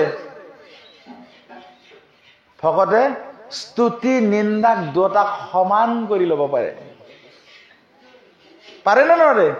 বেলেগৰ তাতে সেইখিনি ক্ষমতা নাথাকে। কাৰোবাক কিবা বেয়াকে ক'লে কি হৈ যাব? খং আহি যাব। ভকতে কি কৰিব? প্ৰভু সমস্ত প্ৰভু আপোনাৰে ইচ্ছা বুলি কি ক'ব? সেই একেই আনন্দত থাকিব পাৰে। আৰু ঈশ্বৰে সেইকাৰণে কৈছে, ঈশ্বৰেও আমাক ইমান পৰীক্ষা কৰে যে প্ৰতি মুহূৰ্তত প্ৰত্যেকে জীৱই পৰীক্ষা দিবই লাগে বুলি কৈছে। প্ৰভু ঈশ্বৰে সেইদিনা আশীষ বচনত কৈছেতো যে ভকত হ'লেও ভকতে যিখিনি প্ৰভু ঈশ্বৰে দিয়া নীতি, সেই নীতিখিনি কিন্তু গ্ৰহণ কৰিব লাগিব বুলি কৈছে। হয়নে নহয়? প্ৰভু ঈশ্বৰে কৈছে এখন খুব চকা দা দিয়া আছে, দাখনৰ যদি ব্যৱহাৰ যদি ভাল আমি নাজানো, তেনেহ'লে সেই দাখনে নিজকে কাটিব বুলি কৈছে। প্ৰভু ঈশ্বৰে কৈছে যিসকলে নিজ হৃদয়ত আত্মা ঈশ্বৰ আছে বুলি নাজানি ভুলকে ভাবে, ভুলকে কয়, ঈশ্বৰে কৈছে আত্মাই এইটো নলয়, এইটো ফলটো নিজে ভোগ কৰিব লগা হয় বুলি কৈছে। সেইকাৰণে কৈছে মনৰ আৰ্জিত ফল দেহেও ভোগয় বুলি কৈছে। গতিকে সেইখিনি যাতে আমি ভুগিব লগা নহয়, তাৰ কাৰণে আমি সদায় যত্ন কৰিব লাগে। কি যত্ন? সেইকাৰণে কৈছে সকলোৰ প্ৰতি সদায় বিষ্ণু বুদ্ধি কৰিব দিছে। সদায় আমাক কোনোবাই নিন্দা কৰক, আমি কিন্তু নিন্দা নহয়। কিন্তু এইটোৱে হৈছে ঈশ্বৰৰ কৈছে ভক্তি ইমান শক্তি, ভক্তিত ইমান শক্তি সোমাই আছে যে সেই শক্তিক আহৰণ কৰিব যাতে আমি বহুত যুঁজিব লগা হয় বুলি কৈছে। আৰু যুঁজ বেলেগৰ লগত নহয়, নিজে নিজৰ লগত যুদ্ধ। প্ৰত্যেক মানুহে আমি কি কৰিছো? নিজে নিজৰ লগতে যুদ্ধ কৰি আছো। মনটো যুদ্ধ কৰিছে, মই কিয় এইখিনি পৰা নাই? ইমান যত্ন কৰিছো, সকলোকে সমভাৱ দেখিব লাগে, সকলোকে বিষ্ণু বুদ্ধি দেখিব লাগে, কিয় পৰা নাই? মই মুখখনেদি ইমান যত্ন কৰিছো যে মই বেয়া কথা নকওঁ, কিন্তু মোৰ পৰা আকৌ বেয়া কথা ওলাই যায়। মই চকুৰে ইমান যত্ন কৰিছো, চকুদি সদায় বেলেগক কৃষ্ণগুৰু ৰূপেৰে চাম, কিন্তু নহয়, আকৌ কৃষ্ণগুৰু ৰূপ গৈ আকৌ বেলেগ ৰূপ আহি যায়। গতিকে সেইখিনি আমাৰ কি? যত্নটো আমাৰ পূৰ্ণ হোৱা নাই, তাৰমানে, হয়নে নাই? গতিকে যেতিয়া আমাৰ যত্নটো সফল হ'ব, তেতিয়া কিন্তু সেইকাৰণে যিজন ভকতৰ শৰীৰত এই গুণখিনি থাকে। কিন্তু কি থাকে? সেই যিটো কাম, ক্ৰোধ, লোভ, মোহ, বিষয়, আক্ৰোশ, অৰ্থাৎ তেওঁ সংসাৰত সমস্তৰে লগত আছে, ল'ৰা ছোৱালী, অঙহী বঙহী আদি কৰি ঘৰৰ লগতে, গাঁৱৰ লগতে, সমস্তৰে লগতে চলি আছে, কিন্তু তেওঁ কাৰো লগত নাথাকে, বুদ্ধি কৰি থাকে। সেইটোৱে কৈছে আত্মা বুদ্ধি। প্ৰভুৱে আমাক কৃপা কৰি আত্মা বুদ্ধিটো ল'ব দিছে। আৰু আত্মা বুদ্ধি কৰোঁতে আমাৰ আনন্দটো যে কমি নাহে বুলি কৈছে। গতিকে সেইকাৰণে কৈছে তেনেকুৱা ভকতে এই গোটেই জগতখনকো পবিত্ৰ কৰিব পাৰে বুলি কৈছে। যেনেকৈ এপাহ ভাল সুগন্ধি ফুলে এটা এৰিয়া সুগন্ধি মাতাৰ বিয়পাই থাকে, ঠিক তেনেকে এজন শুদ্ধ ভাৱৰ গৰাকীয়ে এই জগতৰ সমস্ত কল্যাণ কৰি থাকে। এইটো বুজা নাযায়। গতিকে নিশ্চয় আপোনালোকে তাকেইতো যত্ন কৰি আছে। কৰ্মই কি? কৰ্মই হ'ল ভকতৰ কৰ্মই হ'ল যিকোনো পৰিস্থিতি সদায় লাগিলে সি যিয়ে যেনেকুৱা অভাৱত পৰিছে, অনাটনত পৰিছে, নহয় বোলে বেমাৰত পৰিছে, তথাপি কিন্তু কি নেৰে? প্ৰভু ঈশ্বৰৰ গুণানুকীৰ্তন নেৰে। তথাপি কিন্তু তেওঁ কি কৰে? গৈ হলেও তাতে লাগিলে তেওঁ প্ৰভুৰ কথাকে কৈ আহিব, হয়নে নহয়? গতিকে সেইখিনি কৰিবলৈ যাওঁতে আনন্দ আছে। এতিয়া আপোনালোকে সেই আনন্দটো হিয়াৰ মাজতে পাই আছে। গতিকে আমিও অকমান পাইছোঁ। গতিকে এনেকুৱা আনন্দখিনি সকলোকে পাওঁ, আৰু এইটোৱে হ'ল স্থায়ী আনন্দ বুলি কৈছে। সেইকাৰণে কৈছে সম্পৰ্ক দুটা সম্পৰ্কতে স্থায়ী। সেইটো হ'ল গুৰু আৰু ভকতৰ যিটো সম্পৰ্ক, এইটো হ'ল স্থায়ী সম্পৰ্ক বুলি কৈছে। ইয়াত বাহিৰে কোনো সম্পৰ্ক স্থায়ী নহয়। মা দেউতা বাই ভনী আদি কৰি যিবিলাক সম্পৰ্ক আমি স্থাপন কৰিছোঁ, এইটো চব মায়াময় সম্পৰ্ক। কিন্তু গুৰু ঈশ্বৰৰ লগত যিটো আজি আমাৰ সম্পৰ্ক হৈছে, সেই সম্পৰ্কটো হৈছে নিষ্কাম। ঈশ্বৰৰ লগত আমি কিবা কামনা কৰি ভাল পাওঁ নেকি? নহয়। ঈশ্বৰ এনেকুৱাই, প্ৰভু ঈশ্বৰৰ ৰূপ এনেকুৱাই যে আমি স্বতঃস্ফূৰ্তভাৱে প্ৰভু ঈশ্বৰৰ ৰূপত বলীয়া। আমাক কায়ো শিকাই দিয়া নাইতো যে প্ৰভুৰ প্ৰেমত পৰিব লাগে, শিকাই দিছে নেকি কোনোবাই? শিকা নাই ন। আমি প্ৰত্যেকেই প্ৰভু ঈশ্বৰৰ প্ৰেমত নিজেই পৰিছো। কিন্তু আৰু সেই প্ৰেমটোত পৰাৰ কাৰণে আজি আমাৰ দিনে ৰাতি ভাল লাগি থাকে না নাথাকে? আৰু সেই প্ৰেমত পৰাৰ কাৰণে প্ৰভুৱে কিমান অলৌকিক মানে প্ৰদান কৰে, ভকতে নাপায় নেকি? আমি সিদিনা মানে আমাৰ এটা দায়িত্ব আছিলে আশ্ৰমত, মানে সুবৰ্ণগুৰত আমাৰ ভাগৱতৰ মানে আমি অলপ চোৱা চিতাৰ দায়িত্ব আছিলে। আমি ধৰকচোন যিখিনি সময় মানে ভাগৱত চলি থাকে সেইখিনি সময়ত আমি নাম জপ কৰি থাকো। আৰু কি আমাৰ কৰ্মই নাম জপ, শেষ নিশ্বাস আচাকলৈকে মানে নাম জপ বুলি কৈছে। আৰু প্ৰভু ঈশ্বৰে কৈছে এতিয়া পাল নামটোহে গ'ল, নামটোতো যোৱা নাই। নামটো এটা যোৱা বস্তু নেকি? নাম যোৱা বস্তু নহয়, নাম প্ৰেমৰ বস্তু। নাম হৃদয়ত যি অংকুৰ হৈছে, ই বিকাশ হৈ পূৰ্ণ হ'ব লাগিব, সেইটোৱেই নাম। গতিকে প্ৰভু ঈশ্বৰে, গতিকে এইখিনি আমি আমাৰ ভাগ্য হ'ল। তাৰপিছত এবাৰ কি হ'ল, মই প্ৰভুৰ কৃপাতে মই কীৰ্তন কৰিব পালোঁ। কীৰ্তন কৰি প্ৰভু ঈশ্বৰৰ যিখন মানে শয়ন কৰা বিচনা আছে, আমি তাতে আমিতো আৰু ধৰক মনেদি প্ৰভু ঈশ্বৰক তাত আসনত বহাই লওঁতো, আসনত বহাই লৈছোঁ। গতিকে পাঠ কৰি অহাৰ পিছত মই মানে সেৱা ল'ব গৈছোঁ। একদম সেৱা ল'ব যাওঁতে ইমান ধুনীয়াকে প্ৰভু ঈশ্বৰৰ চৰণৰ গোন্ধটো মোৰ ভিতৰত, নাকৰ ভিতৰেদি প্ৰৱেশ হৈ গৈছে যে এইটো মইহে বুজি পাইছোঁ যে প্ৰভু ঈশ্বৰ সকলোতে বিৰাজমানেই হৈ আছে। আমি ইয়াতে বিৰাজমান নাই নেকি? প্ৰভুটো আছেই। ঈশ্বৰ কৈছে মোক এৰি জগত হ'বই নোৱাৰে, মইয়ে সত্য, মইয়ে সনাতন, মোক এৰি ক'ত জগত হ'ব বুলি কৈছে। কিন্তু যদি আমি সেই প্ৰেমটো প্ৰভু ঈশ্বৰৰ চৰণত ৰাখোঁ, এই অলৌকিকখিনি ঘটে। আৰু অলৌকিকখিনি ঘটিলে কি হয়, আমাৰ যিটো স্থিৰতা বা দৃঢ়তা, এই দৃঢ়তাটো প্ৰবল হৈ থাকে। আৰু তেতিয়া কি হয়, হৃদয়ত সেইজনকে চাই য'ত যাম কৰ্মখিনি কৰিব লাগিলে এনেকুৱা এটা স্পৃহা যেনে মানে অন্য নকৰিলে মই কৰি দিব লাগিব, তাৰমানে হয়নে? সেই ত্যাগ কৰ্মটো জন্ম হয়। গতিকে আজি আশ্ৰমত মানে এনেকুৱা, যেতিয়া আমাৰ ভকতসকলে ৰান্ধনীশালত মানে যেতিয়া সিদ্ধ বিলাব যায়, যেতিয়া কাঁহীত যেতিয়া বাজনা মাৰি কৃষ্ণ কৰি এক নামটো গাই নাগাৰাতকেও ভাল হৈছে। কিন্তু নাগাৰাতকে ভাল শুনি কৃষ্ণ কৰি এক নামটো তাৰমানে কেনেকে কিয় গাইছে তেওঁলোকে, তাৰমানে কি পাইছে? দিনে ৰাতি সেই মানে সিদ্ধ বিলোৱাৰ কাৰণে যিসকলে সিদ্ধ বিলাই সিদ্ধই বিলাই আছে, তাৰমানে কি আনন্দ। যিমান কষ্ট কৰিলে কষ্ট কৰা যেন নালাগে। তাৰমানে কোনে দিছে এই শক্তিটো? প্ৰভুৱে কৈছে মইতো চব দি আছো, ভিতৰৰ পৰা চব প্ৰভুৱে সকলোৰে হৃদয়ত থাকি কৰাই থাকে। সেইকাৰণে ইমান শক্তি। আজি ইঞ্জিনিয়াৰ ডক্তৰ কি কৰি আছে? চাফাই কৰি আছে। যি ধৰক এজন অফিচৰ মুৰব্বী ভাল আসনত বহি থাকে, যিজনক সকলোৱে যাই নমস্কাৰ কৰে, সেইজনে আহি আমাৰ আশ্ৰমত কি কৰি আছে? এতিয়া তেওঁ ইঞ্জিনিয়াৰ হয়, ডাক্তৰ হয়। ইয়াতে কি হৈছে? বেলেগৰ এই মানে কোনোবাই কিবা লেতেৰা পেলাইছে তাক হাতেদি চাফা কৰিছে, হয়নে নাই? কৰিছে নে নাই? কিয় কৰিছে? কি পাইছে? যদি কিবা তেওঁ ইমান এজন পদৰ অধিকাৰী, তেওঁ কিবা এটা ভিতৰত তাতকৈ শ্ৰেষ্ঠ বস্তু এটা পোৱাৰ কাৰণেতো সেই জাবৰ বুটলিব গৈছে তাতে, কৈছে নে নাই? গতিকে এইবিলাক সেইকাৰণে কৈছে এই প্ৰেমটো যিজনে আচলতে সংযোগ হয় সি একো ক'ব নোৱাৰা হয়। আৰু ঈশ্বৰে এইটোৱেই কৈছে ভকতেহে এই প্ৰেমত পৰিব পাৰে কৈছে। আৰু ঈশ্বৰে কৈছে ইয়াক কৈছে প্ৰেম, বাকী চব মায়া। মই ল'ৰাক ভাল পাওঁ, মোৰ ছোৱালীক ভাল পাওঁ, এইটো কি হয়? স্বামীয়ে স্ত্ৰীক ভাল পায়, এইটো কি? দেহৰ আকৰ্ষণৰ গুণ। যে ল'ৰাটোৱে মই ভাল কৰি কিবা এটা চাকৰি কৰিলে ই মোক খুৱাব, স্বাৰ্থত জড়িত হৈ আছো আমি প্ৰত্যেকে। স্বাৰ্থত ইজনে সিজনক ভাল পাইছো। কোনোবাই ক'ব পাৰিবনে যে মই স্বাৰ্থ নোহোৱাকৈ কাৰোবাক মই ভাল পাই আছো বুলি?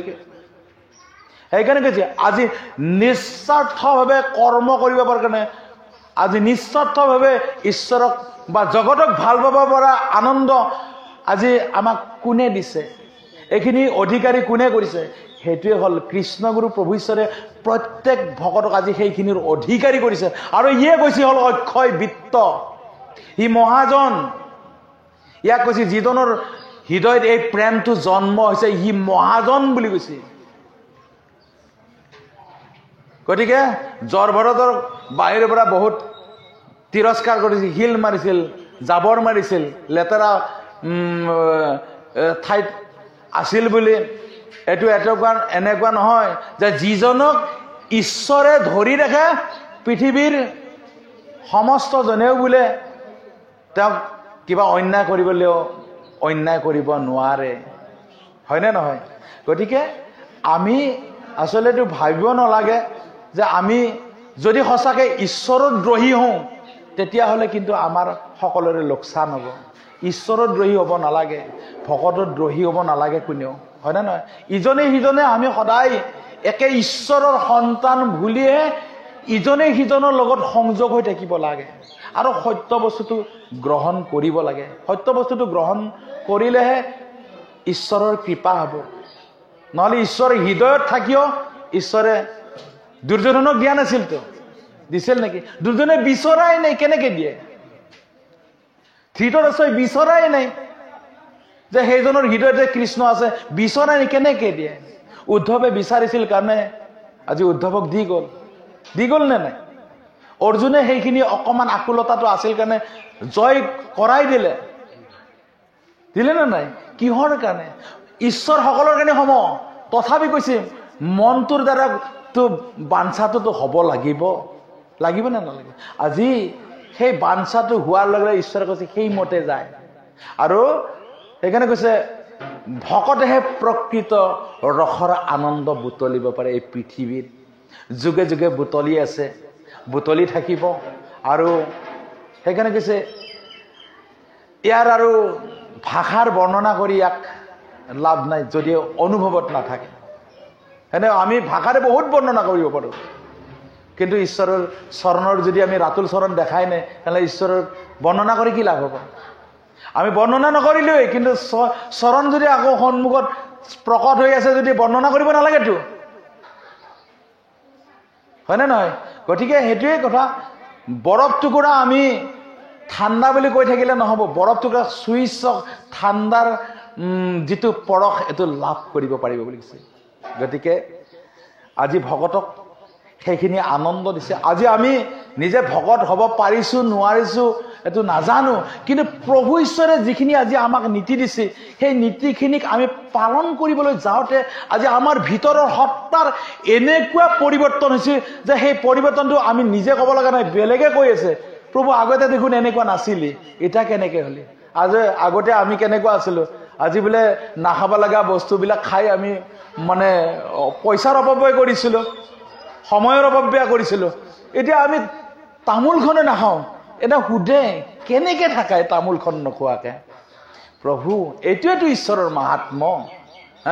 আগতে বোলে হাতত কিবা এটা নাথাকিলে নহয়ে, কথাটো কৈছো, হয়নে নহয়? চাওকচোন এইখিনি, সেই আনন্দখিনি মই পাইছো কাৰণে আজি ইয়াত সমাজভাৱে প্ৰকাশ কৰিছো। কোনোবা সুধিব পাৰে যে কৃষ্ণগুৰু নাম ললে কি পায়?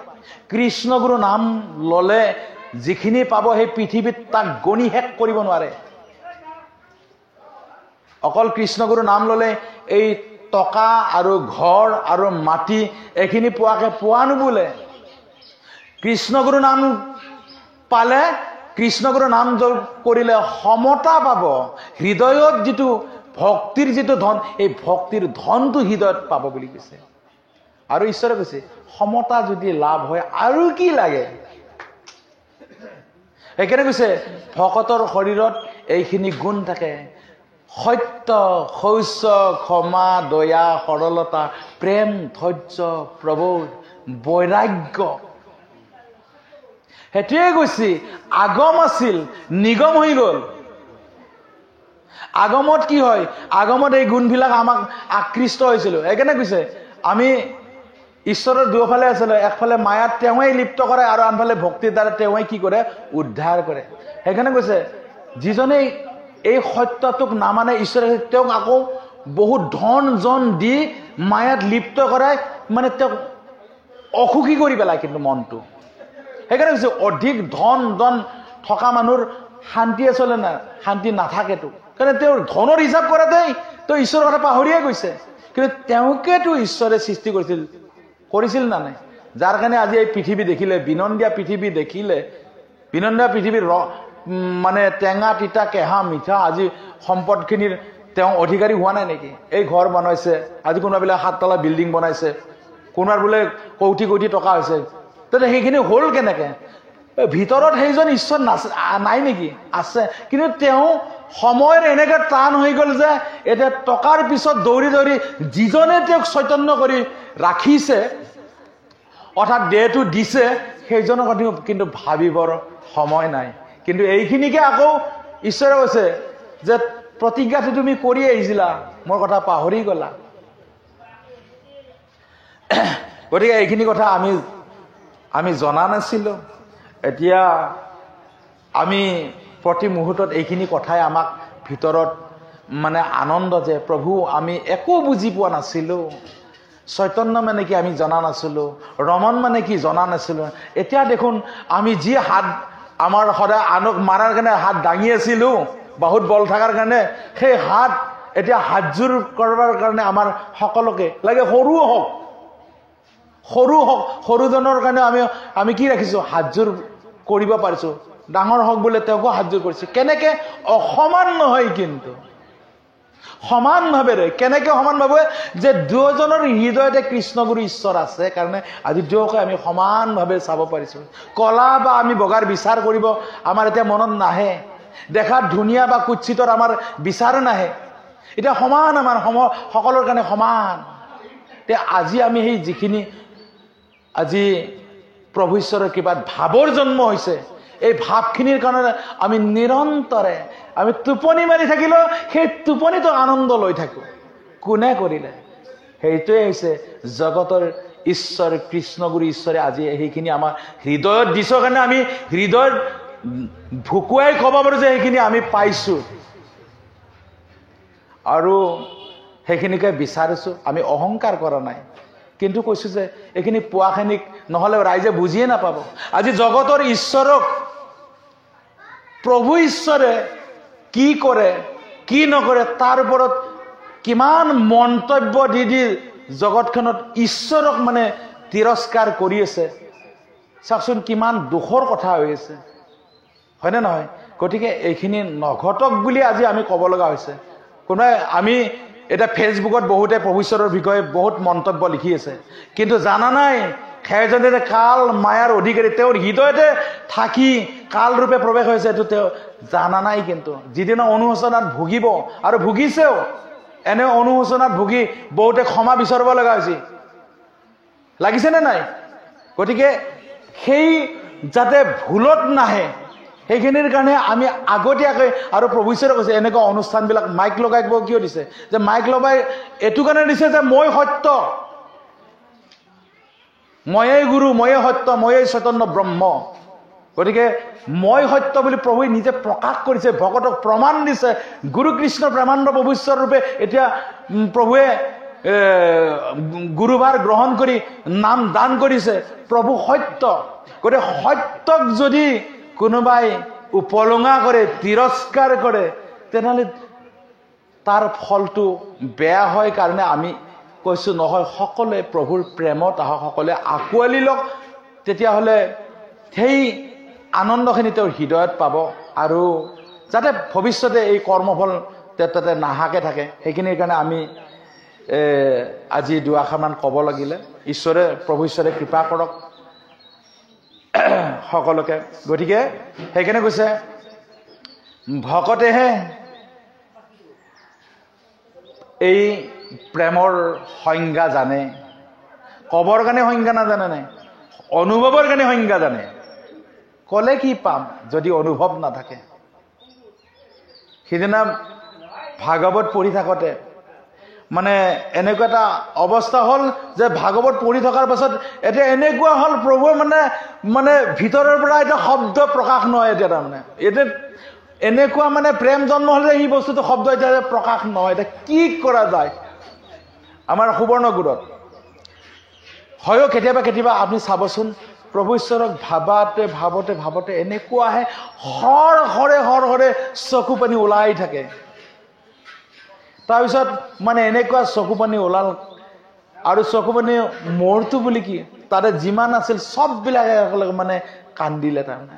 কিন্তু মোৰো ভাল লাগিল যে প্ৰভু ঈশ্বৰেও কৈছিল যে ভাগৱত পঢ়োতে যেতিয়ালৈকে প্ৰেমত চকুলো নোলায় তেতিয়া ভাগৱত পঢ়াৰো পূৰ্ণতা নাহে বুলি কৈছে।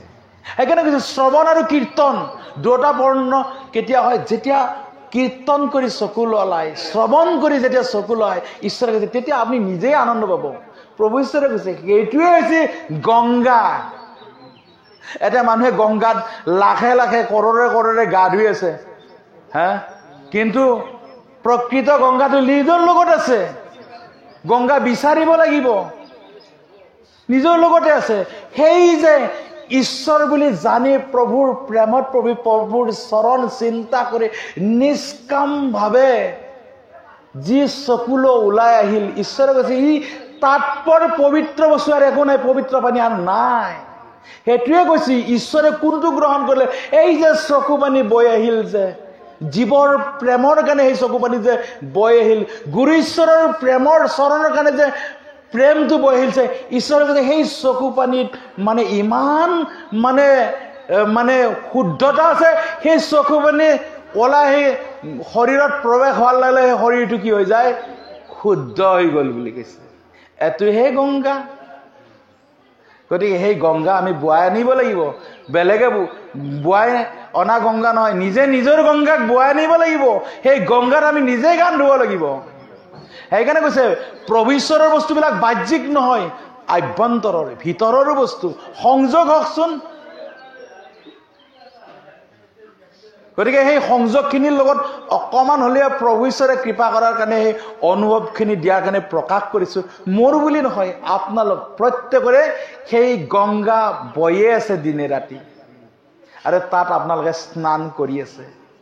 গতিকে সেইকাৰণে কৈছে ঈশ্বৰে কৈছে যে ময়ো বৈশ্য হৈ যাওঁ তেনেকুৱা প্ৰেমিক ভকতৰ কাৰণে। প্ৰেমিক ভকতৰ কাৰণে ঈশ্বৰ কৈছে ময়ো বৈশ্য হৈ যাওঁ। জগত সৃষ্টি মোৰেই, কিন্তু মই বৈশ্য তেনেকুৱা ভকতৰ। অম্বৰীশৰ বৈশ্য হৈ গৈছিল কৃষ্ণ, বৈশ্য হোৱা নাছিল। চক্ৰকে দি দিছে। বলি ইমান মানে দৃঢ়তা আহিল যে বলিক কি কৰিছে? ঈশ্বৰে কৈছে ময়ে থাকিম, তোমাৰ দ্বাৰত মই গদাধাৰী হৈ থাকিম।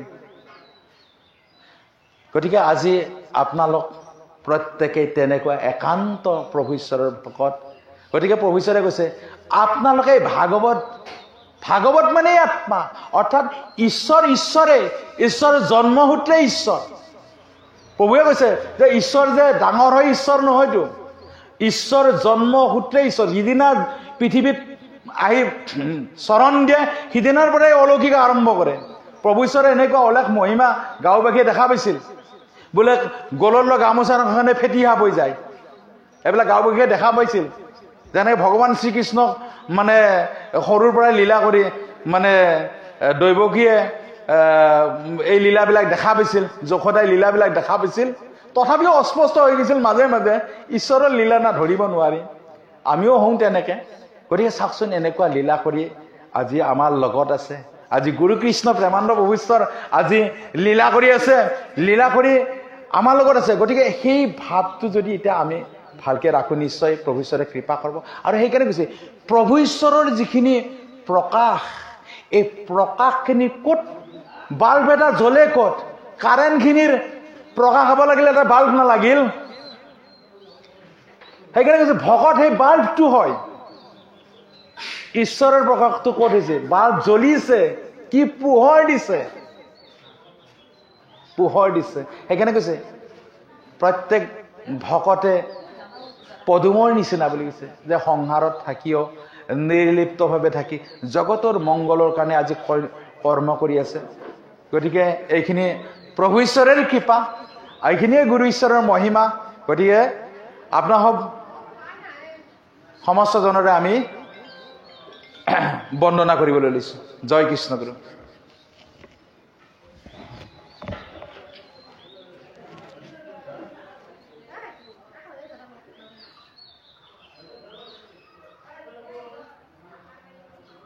হয় এই ক্ষেত্ৰে সন্ত সাধু গুৰু ভকত উপস্থিত যত যত ওই একেবাৰে প্ৰণামিলো দাসী সবাৰ চৰণ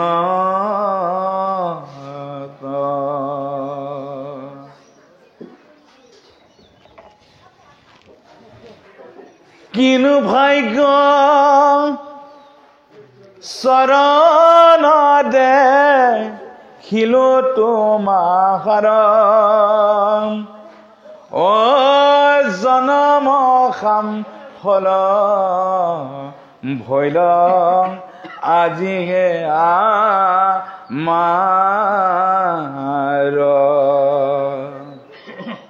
যদ্যপি ন জানো শাস্ত্ৰ তত্ত্ব স্বৰূপত তথাপি বনাইব কৃষ্ণ দেৱৰ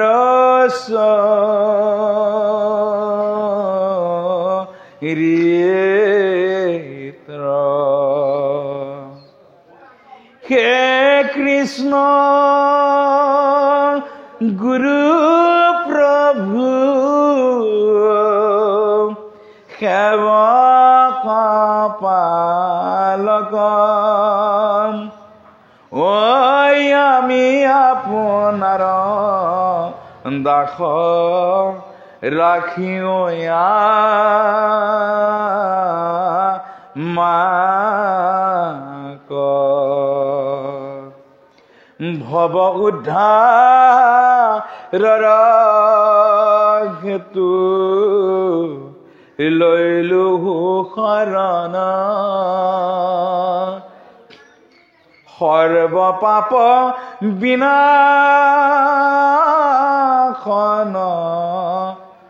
তোমাৰ চৰণ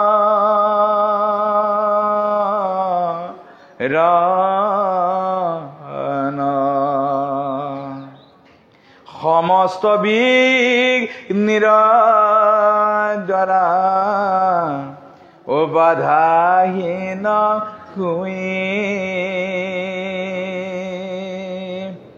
অপূৰ্ণ শোক মন বাঞ্ছা হেৰা দয়া মই অপূৰ্ণ শোক মন বাঞ্ছা হেৰা দয়া মই। জয় কৃষ্ণ গুৰু।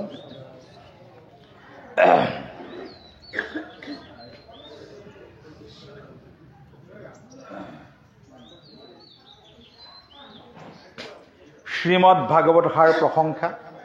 এই শাস্ত্ৰভাগ কীৰ্তন কৰাৰ আগে আগে প্ৰশংসা কৰা হয়, কাৰণ এই শাস্ত্ৰৰ শ্ৰৱণ আৰু কীৰ্তন অবিহনে এই সংসাৰৰ পৰা জীৱই উদ্ধাৰ হ'ব নোৱাৰে। দ্বিতীয় পথ নায়েই, আৰু এইটোৱে একমাত্ৰ পথ বুলি কৈছে। ভাগৱতৰ আশ্ৰয় ল'বই লাগিব বুলি কৈছে। আশ্ৰয় ল'ব লাগিল মানে বিশ্বাস আহিব লাগিব। বিশ্বাস আহিল মানে তেতিয়া আৰম্ভ হ'ব, বিশ্বাসত আৰম্ভ হ'ব। আৰু বিশ্বাস কৰিলে তেতিয়া হ'ব পাৰে নেকি, এনেকুৱা হয় নেকি। আমি যেনেকে প্ৰভু ঈশ্বৰৰ চৰণৰ ধৰকচোন মায়ে কৈ থাকোঁতে আমি গ'লোঁ, ঠিক তেনেকে আজি আমি ইয়াতে প্ৰকাশ কৰিছোঁ। এইখিনি শুনতেও যদি কোনোবাই হয়তো 100 বা 200ৰ মাজত এজন বা দুজনেও যদি শুনি কৰবাৰ যদি মনটো অকণমান যদিও ঢাল খাই নহয়, ঈশ্বৰে কৈছে তেওঁক ধৰি লয় বুলি কৈছে। কেৱল চাই লয় মাত্ৰে। ঈশ্বৰে কি চাই? প্ৰভুৱে কৈছে মই চব ভক্তৰ ভাৱৰ লগত জড়িত, ভাৱৰ লগতে ঈশ্বৰ আছে বুলি কৈছে। ভক্তৰ ভাৱৰ লগত জড়িত, ভাৱটোতনো কি আহে সেইখিনি ঈশ্বৰে চাই থাকে। প্ৰভু ঈশ্বৰে আশীষ বোধনে কৈছে যে মই গুৰু কৃষ্ণ প্ৰেমানন্দ প্ৰভু ঈশ্বৰে আশীষ বচনে সিদিনা কৈছে যে গুৰুৱে নেদেখা নুশুনা একো নাই, গুৰুৱে চব দেখি থাকে। বিশ্ব ব্ৰহ্মাণ্ডৰ ক'ত কি আছে চব দেখি থাকে, চাই থাকে। যদি সেইজনে আমাক চাইয়ে আছে তেনেহ'লে আমি ভুল কৰ্ম কৰিব পাৰিম নেকি? আৰু সেইখিনিতে হ'ল লাভ। এতিয়া যে মানুহে অন্যায় কৰ্ম কৰিব ভয় নকৰে কিয়? চবে কয় ঈশ্বৰক দেখিছা নেকি? তুমি ঈশ্বৰক দেখিছা নেকি? দেখাই দিয়া বুলি কয়। ঈশ্বৰ না দেখা নাই, কিন্তু ঈশ্বৰ নোহোৱাটো এইটো জানো সঁচা? যদি ঈশ্বৰ নাই বুলি কোনোবাই ভাবিছে তেনেহ'লে কাৰোবাৰ এজন মৃত্যু হ'লে কিবা পিছত সিদিনা কিয় কৰ্মখিনি কৰে? কৰ্মখিনি কিয় কৰে? আত্মা যোৱা বুলি, ওলাই যোৱা বুলি কিয় কয়? যদি ঈশ্বৰে নাই, আত্মা বুলি শব্দটো ক'ৰ পৰা আহিল? নিশ্চয় ঈশ্বৰ আছেই, ঈশ্বৰ সৰ্বকালৰ কাৰণে আছে। গতিকে কেনেকে আছে এইটো কোনেও নাজানাৰ কাৰণে, সৎগুৰুৱে জানে কাৰণে প্ৰভুৱে কৈছে মই দেখাই দিব পাৰোঁ। সেইকাৰণে কৈছে মোৰ তাতে আশ্ৰয় লোৱা বুলি কৈছে প্ৰভু ঈশ্বৰে। সেইকাৰণে কৈছে সেইখিনি আমাৰ ভয় হ'ল নাই। এতিয়া মই অফিচত যাম, এতিয়া ক'ত লাভ আছে? লাভখিনি ক'ত আছে? একজন মানুহ শুদ্ধ হ'লে লাভ আছে নে অশুদ্ধ হ'লে লাভ আছে? শুদ্ধত লাভ নাই জানো? শুদ্ধত কষ্ট আছে কিন্তু লাভ বেছি আছে। অশুদ্ধত কি আছে? অলপ সময়ৰ কাৰণে অলপ আনন্দ আছে, কিন্তু পিছত কি হয়? বিৰাট কষ্ট আছে। ইয়াৰ উদাহৰণ অলেখ আছে, দুৰ্বাসা আদি কৰি উদাহৰণ আছে। গতিকে মই যদি ভাবোঁ প্ৰভু ঈশ্বৰে মোকতো চাই আছে, দেখি আছে, মই অফিচত যাম, মই কিবা এটা কৰি মই যদি কাৰোবাৰ পৰা মোৰ ন্যায্যৰ পইচা কেইটাত বাহিৰে মই যদি বেলেগখিনি গ্ৰহণ কৰোঁ, যাতে মোৰ প্ৰভু দেখা নাই নেকি? দেখিছে নে দেখা নাই? প্ৰভুটো দেখি আছে।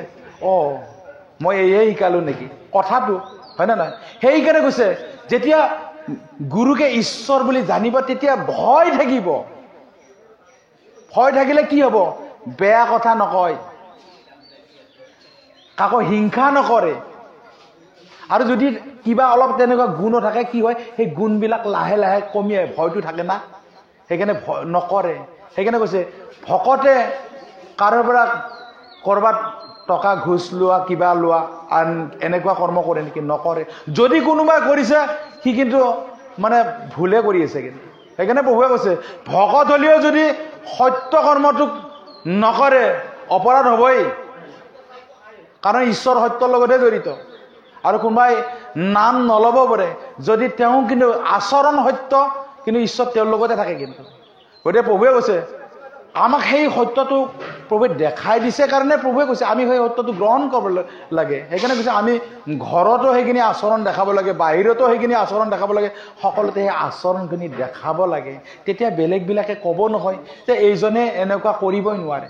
যদি আমি কৰোঁ নিশ্চয় এইটো কি হয়, এইটো প্ৰভু ঈশ্বৰক মানে এই মানে আমি আমাৰ কাৰণে প্ৰভু ঈশ্বৰৰ মানে এটা গ্লানি আহে। তাৰমানে ঈশ্বৰটো আমাক সত্য বস্তু এটাই দিছিলে নাই। গতিকে আমি সত্য বস্তু এটা আমি নিজে নকৰি প্ৰভু ঈশ্বৰক আমি আৰু তাৰমানে মইহে ড্ৰ কৰিলোঁ। তাৰমানে সেইকাৰণে কৈছে সেইখিনি এই ভাগৱতৰ শ্ৰীমদ ভাগৱত সাৰ এইখিনিক উপলব্ধি কৰিব লাগিলে সদায় কিন্তু প্ৰতি মুহূৰ্তত সচেতন হৈ থাকিব লাগিব। কিন্তু গতিকে তেতিয়াহে কিন্তু ইয়াৰ যিটো ৰসটো আমি পাব পাৰিম বুলি কৈছে। সেইকাৰণে কৈছে এই শ্ৰীমদ ভাগৱত সাৰ বুলি কওঁতে প্ৰভু ঈশ্বৰে সুন্দৰভাৱে ভাঙি দিছে যে শ্ৰী শৰ দীৰ্ঘই, শতে শৰীৰ, ৰতে ৰমন, দীৰ্ঘইতে ঈশ্বৰূপে ঈশ্বৰ কাৰণে আমি শ্ৰী লিখোঁ। আৰু মদ ভাগৱতে মানে মতে বায়ু, দতে উৎপত্তি, আৰু ভাগৱত মানে হ'ল আত্মা। অৰ্থাৎ অবিনাশী আত্মা ঈশ্বৰে বায়ুৰূপে উৎপত্তি হৈ আমাৰ শৰীৰত যিটো আনন্দ দিয়ে সেই আনন্দটো হৈছে শ্ৰীমদ ভাগৱত। কিন্তু গতিকে সেইখিনি আনন্দটো আমি কেতিয়া পাম? শুদ্ধ হ'লেহে আনন্দ বুলি কৈছে। এতিয়া আমাক প্ৰভু ঈশ্বৰে কৈছে বেদ উদ্ধাৰ মানে কি? বেদ ক'তনো বেলেগৰ উদ্ধাৰ হ'ব? বেদ উদ্ধাৰ মানে কি? 4 বেদ আমাৰ লগত নাছে নেকি? সেই বেদখিনিক, সেই গুণখিনিক আমি যদি হৃদয়ংগম কৰিব পাৰোঁ, তেতিয়াহ'লে যদি জয় কৰিব পাৰোঁ আমাৰ দ্বাৰা উদ্ধাৰ হৈ যাব। তেতিয়াহে এই ভাগৱতৰ ৰস আমি পাব পাৰোঁ বুলি কৈছে। নহ'লে কি হয়, আমি কাহিনীত থাকি কাহিনীৰ মাজতে আমি হেৰাই যাব লাগিব বুলি কৈছে। চব তেনেকুৱাই হৈ আছে আজিকালি, প্ৰকৃত আনন্দ পোৱা নাই। গতিকে আমাক প্ৰকৃত আনন্দ বুটলিবলৈ দিছে। গতিকে এইখিনি 4 শ্লোকত ব্ৰহ্মাক আদিতে নাৰায়ণে 4 শ্লোকত এই ভাগৱত তত্ত্বটো প্ৰদান কৰিছিলে। ভাগৱত তত্ত্ব এটাই, আত্মা তত্ত্ব বুলি কৈছে। তাকে প্ৰভু ঈশ্বৰে ঈশ্বৰ তত্ত্ব হিচাপে প্ৰভুৱে লিখিছে সুন্দৰভাৱে। গতিকে মই নিৰাকাৰ ব্ৰহ্ম জগতৰ হৰি, গুৰু হৈ হাকাৰূপে থাকোঁ ছদ্ম কৰি, গুৰু ৰূপ ধৰি মই শিষ্য কৰোঁ উদ্ধাৰো, শিষ্য ৰূপ হোৱা মই গুৰু সেৱা কৰোঁ। ঈশ্বৰে কৈছে সেইটোৱেইটো ভাগৱত তত্ত্ব। ভাগৱত তেতিয়া আদিতে ব্ৰহ্মাই যি তত্ত্ব পাইছিল এতিয়াও সেই তত্ত্বটোৱে আমাক দি আছে। এই তত্ত্বটো পৰিৱৰ্তন হ'ব নোৱাৰে। সেইকাৰণে কৈছে পৰিৱৰ্তন, ধৰ্মৰ কেতিয়াও পৰিৱৰ্তন নহয়, তত্ত্বৰ কেতিয়াও পৰিৱৰ্তন নহয়। তত্ত্ব এটাই, ঈশ্বৰ এজনে, তত্ত্ব এটা। এতিয়া মানুহে সেইকাৰণে নুবুজি কি হয় যে ধৰ্ম বেলেগ বেলেগ বুলি কয়। ধৰ্ম কেনেকে বেলেগ বেলেগ হ'ব বুলি কৈছে? প্ৰভুৱে কৈছে ধৰ্ম কেনেকে বেলেগ হ'ব? ধৰ্ম এটাই, সনাতন। সনাতন মানে ঈশ্বৰ অক্ষয় অব্যয়, তেওঁৱেই সত্য, তেওঁৱেই আত্মাৰূপে আছে, তেওঁৱেই জগতৰ চালিকা শক্তি। সেই চালিকা শক্তিয়ে ৰূপ এটা ধাৰণ কৰি কৈ আছে যে মই ব্ৰহ্ম, মই নিৰাকাৰ ব্ৰহ্ম বুলি গুৰুৰূপে আহি কৈ আছে কথাটো। গতিকে ধৰ্ম বহুত নহয়। প্ৰভু ঈশ্বৰে ইমান ধুনীয়াকৈ লিখি দিছে। কোনোবাই আমাৰ মাজত বিশৃংখলা আহাৰ কাৰণে মই এই কথাটো প্ৰকাশ কৰিছোঁ। সেইকাৰণে যে সনাতন হ'ল ঈশ্বৰ সনাতন, আৰু ঈশ্বৰৰ যিটো যুগুতাই দিয়া নীতিটো হ'ল সনাতন, নীতিটো যুগ সাপেক্ষ বুলি কৈছে। এতিয়া সেইকাৰণে কৈছে এতিয়া আজি আমাৰ এই যুগত আমি গাড়ীৰে ঘূৰিছোঁ, মোবাইল ব্যৱহাৰ কৰিছোঁ, কিমান বিলাসী বস্তু আমি ব্যৱহাৰ কৰিছোঁ। এইটো সিদিনাকলৈকে নাছিল। প্ৰভুৱে কৈছে এই মানৱ সমাজৰ অৱস্থানটো চাই যুগ সাপেক্ষ কৰি এটা নীতি প্ৰৱৰ্তন কৰে। সেই নীতিটোক খালিতো নীতিটোৰহে অকণমান পৰিৱৰ্তন, শব্দটোৰ পৰিৱৰ্তন আছে। যেনেকৈ ৰাম ৰূপে অৱতাৰণতে ৰাম দিছিলে, তাৰপিছতে কৃষ্ণ নাম দিছিলে। এতিয়াই প্ৰভু ঈশ্বৰে প্ৰয়োজন আছে, সেইজনে ইচ্ছা কৰি যিটো দিয়ে সেইটোৱে সত্য। ঈশ্বৰে কাৰো কথা নুশুনে নহয়। ঈশ্বৰে কাৰোবাৰ কথা শুনিব নেকি? যে ঈশ্বৰ কাৰোবাৰ তলতীয়া নেকি? ঈশ্বৰ কাৰো তলতীয়া নহয়। ঈশ্বৰ স্বতন্ত্ৰ, তেওঁ যিটো কৰে সেইটোৱে সত্য। তেওঁ আহি কৃষ্ণগুৰু নাম দিছে, কোনোবাই ললে ল'ব পাৰে, নললে নল'ব পাৰে। নললে তেওঁৰে লোকচান, আৰু ললে কি হ'ব? তেওঁৰে লাভ হ'ব। গতিকে সেইটোৱে কৈছে। তেতিয়াহে বোলে কৈছে এই যে 4 শ্লোক জ্ঞান বিজ্ঞান তদং ৰহস্যটো উপলব্ধি কৰিব পাৰিব। গতিকে জ্ঞানতে গুৰু লাগিল। গুৰু পাম ক'ত? কেনেকুৱা গুৰু হ'ব লাগিব? যিজনা গুৰুৱে এই শক্তিক ধাৰণ কৰিছে সেইজনেহে আমাক এই শক্তিটো প্ৰদান কৰিব পাৰিব। মোৰ লগত যদি 100 টকা থাকে, তেতিয়াহে মই আপোনাক 50 টকা দিব পাৰিম। যদি মোৰ লগত 1 টকাই নাই, মই ক'ৰ পৰা দিম? কিন্তু জগতত তাৰেই প্ৰতিফলন চলি আছে। প্ৰভুৱে কৈছে যে মোক নাজানাকে, মোক নুবুজি কতকে যে কিমান ধৰণে প্ৰৰচনামূলকভাৱে এই মানে জগতত গুৰু হৈ আছে তাৰ ঠিকনা নাই। গতিকে সেইবিলাকৰো ঈশ্বৰে নিৰ্ণয় দিছে যে কেনেকুৱা হ'ব। তেনেকুৱা গুৰু আৰু ভকত শিষ্য কেনেকুৱা হ'ব প্ৰভুৱে লিখি দিছে। কিন্তু লিখি দিছে যে ভেকুলী আৰু লাজুকী লতাৰ নিচিনা হৈ থাকিব লাগিব বুলিছে। আৰু বা কেতিয়াবা মানৱ জন্ম পাওঁ, এইবিলাক বস্তু প্ৰভুৱে লিখি গৈছে। আৰু সেইকাৰণে কৈছে প্ৰভু ঈশ্বৰৰ হানিব কৰিবৰ কাৰণে কিমানে যত্ন কৰিছিলে। ওচৰৰ গাঁৱৰ পৰা আদি কৰি ওচৰৰ মানুহখিনিৰ পৰা কিমানে অত্যাচাৰ কৰিলে, কিন্তু কায়োতো পৰা নাই। পাৰিছে নেকি? আজি আমি কিমান দিন পিছত গলো, কিন্তু পাছতে গম পালো বাহ, প্ৰভু ঈশ্বৰ নাম কি বস্তু, জপ কৰিলে কি পায়। এই প্ৰেমটো আজি আমি বুজি পাইছো। গতিকে নাজানাকলৈকে কিন্তু আমি ভুলকে কৈ আছিলো।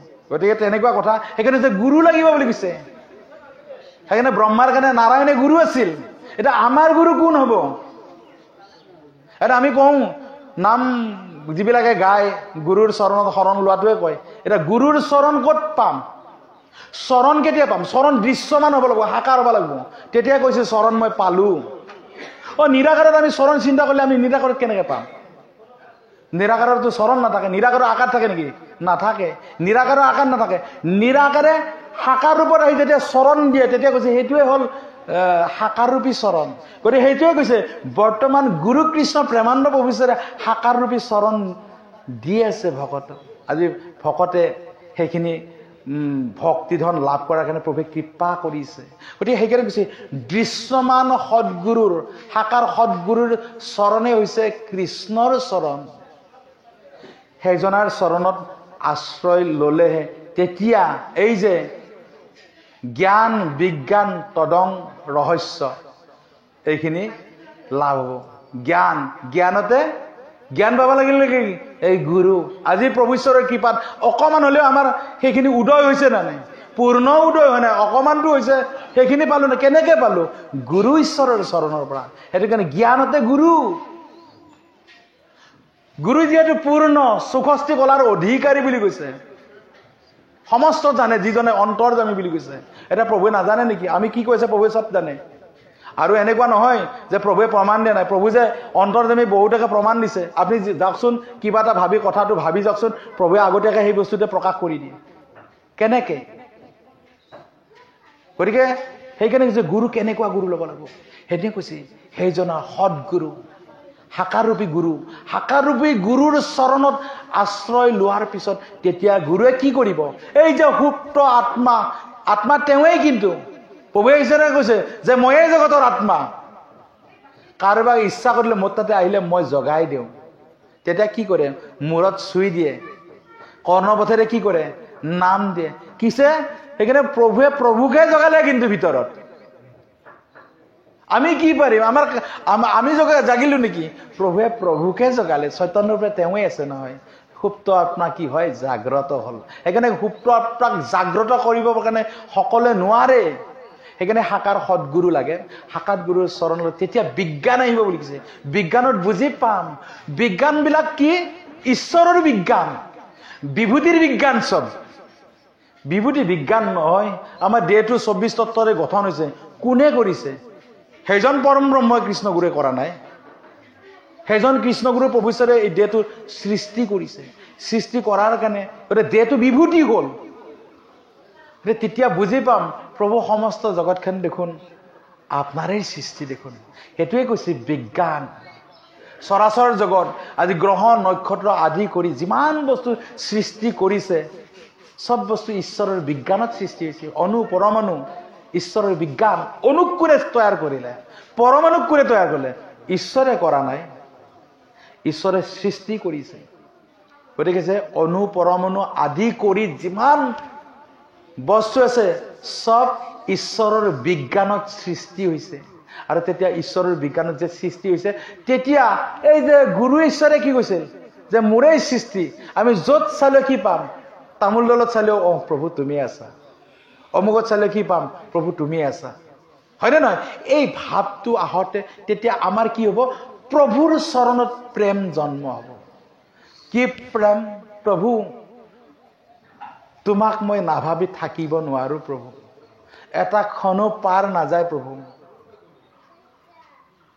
সেই যিটো প্ৰেম জন্ম হ'ল, ঈশ্বৰে কৈছে এইটো হ'ল ভকতৰ কাৰণে বিজ্ঞান। কিন্তু সেই বিজ্ঞানত তেতিয়া উপলব্ধিবিলাক আহিব, হয়নে নাই? যিকোনো বস্তু যে আমি কিবা এটা পানী গৰম দিলে গৰম পানীতে বস্তু এটা সিজিব, হয়নে নাই? আজি যদি আমি ৰহস্য পাব লাগে, জ্ঞান বিজ্ঞান তদং এই যেতিয়া প্ৰেমটো আমাৰ হৃদয়ত জন্ম হ'ব, প্ৰভু ঈশ্বৰক চিন্তা কৰোঁতে যেতিয়া আমাৰ বাক্য সংযম হ'ব, যেতিয়া চকু সংযম হ'ব, যেতিয়া ছাল সংযম হ'ব, চব বস্তুতে যেতিয়া সংযমখিনি আহিব, তেতিয়া অকল নিৰন্তৰে হৃদয়ত গুৰু ঈশ্বৰৰ প্ৰেম মানে বৈ থাকিব। ঈশ্বৰে কৈছে তেতিয়া তেওঁ কি হৈ গ'ল? তদং হৈ গ'ল। তদং হ'লে তেতিয়া কৈছে সেই তদং হ'লেহে ৰহস্যটো লাভ হয়। আৰু প্ৰভুৱে কৈছে ৰহস্য কাক কৈছে? ৰহস্য হ'ল ভকতিৰ আচৰণ, ভকতৰ আচৰণ বিধি বুলি কৈছে। আচৰণ বিধি। গতিকে সেই আচৰণ বিধিটো হ'ল আমি সকলোতে ইয়াতে আহিছোঁ। মই ইয়াতে ভাগৱতত বহি থাকি মই ইয়াতে শুদ্ধ হৈ থকাৰ কথাটো নহয়। মই ভাগৱতত বহি ইয়াতে মোৰ ভিতৰৰ যিটো শুদ্ধ ভাৱ, এই শুদ্ধ ভাৱটো কিন্তু মই ঘৰত যাতেও হ'ব লাগিব। কিন্তু মই বোলে ইয়াৰ পৰা বোলে ক'ৰবাত বেলেগত যাম, তাতেও সেই শুদ্ধ ভাৱটো থাকিব লাগিব। তাৰমানে শুদ্ধ ভাৱক নিৰন্তৰে বৈ থকাজনেহে এই ভকতিৰ ৰহস্যটোক আচৰণটোক পাই আছে। গতিকে সেইখিনিক আমি বহন কৰিব লাগে বুলি কৈছে। তেতিয়া জ্ঞান বিজ্ঞান তদং ৰহস্য পালে আৰু সমস্ত পালে। গতিকে তাৰ পিছতে আহিল ধৰকচোন 12 শ্লোকী হ'ল। এইটো আৰু ইমানলৈকে যাব লগাই নাই, কিন্তু যদি এই 4 শ্লোকতে গোটেইখিনি পোৱা যায়, আমি 12 শ্লোকীৰ কাৰণে কিহৰ কাৰণে যাব লাগে? ইয়াতে চব সমস্তখিনি আছে। সেইকাৰণে কৈছে সদগুৰুৰ চৰণ পোৱা মানে তাতেই সমস্ত আছে বুলি কৈছে। গতিকে আমি শাস্ত্ৰৰ ভাষাৰে আমি শাস্ত্ৰক প্ৰশংসা কৰিবলৈ লৈছোঁ।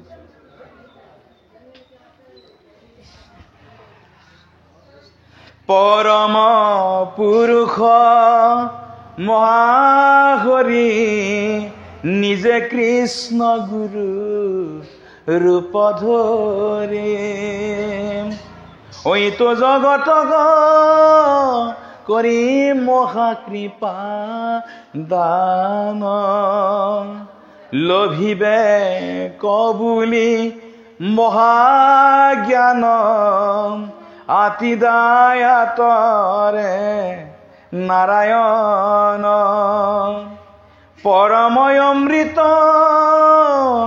ভক্ত কৰে প্ৰদান, ভাগৱত শাস্ত্ৰ মথিয়াৰ উদ্ধাৰিলা তাৰ মহাসাৰ, কৰিয় শ্ৰৱণ মহাভাগ্যৱন্ত জন, ইটো শ্ৰী মদভাগৱত সাৰ, সমশ্ৰেষ্ঠ জানা নাহিয়াৰ, হুয়া সাৱধান মহানন্দে কৰা পান হুয়া সাৱধান মহানন্দে কৰা পান। কৃষ্ণ।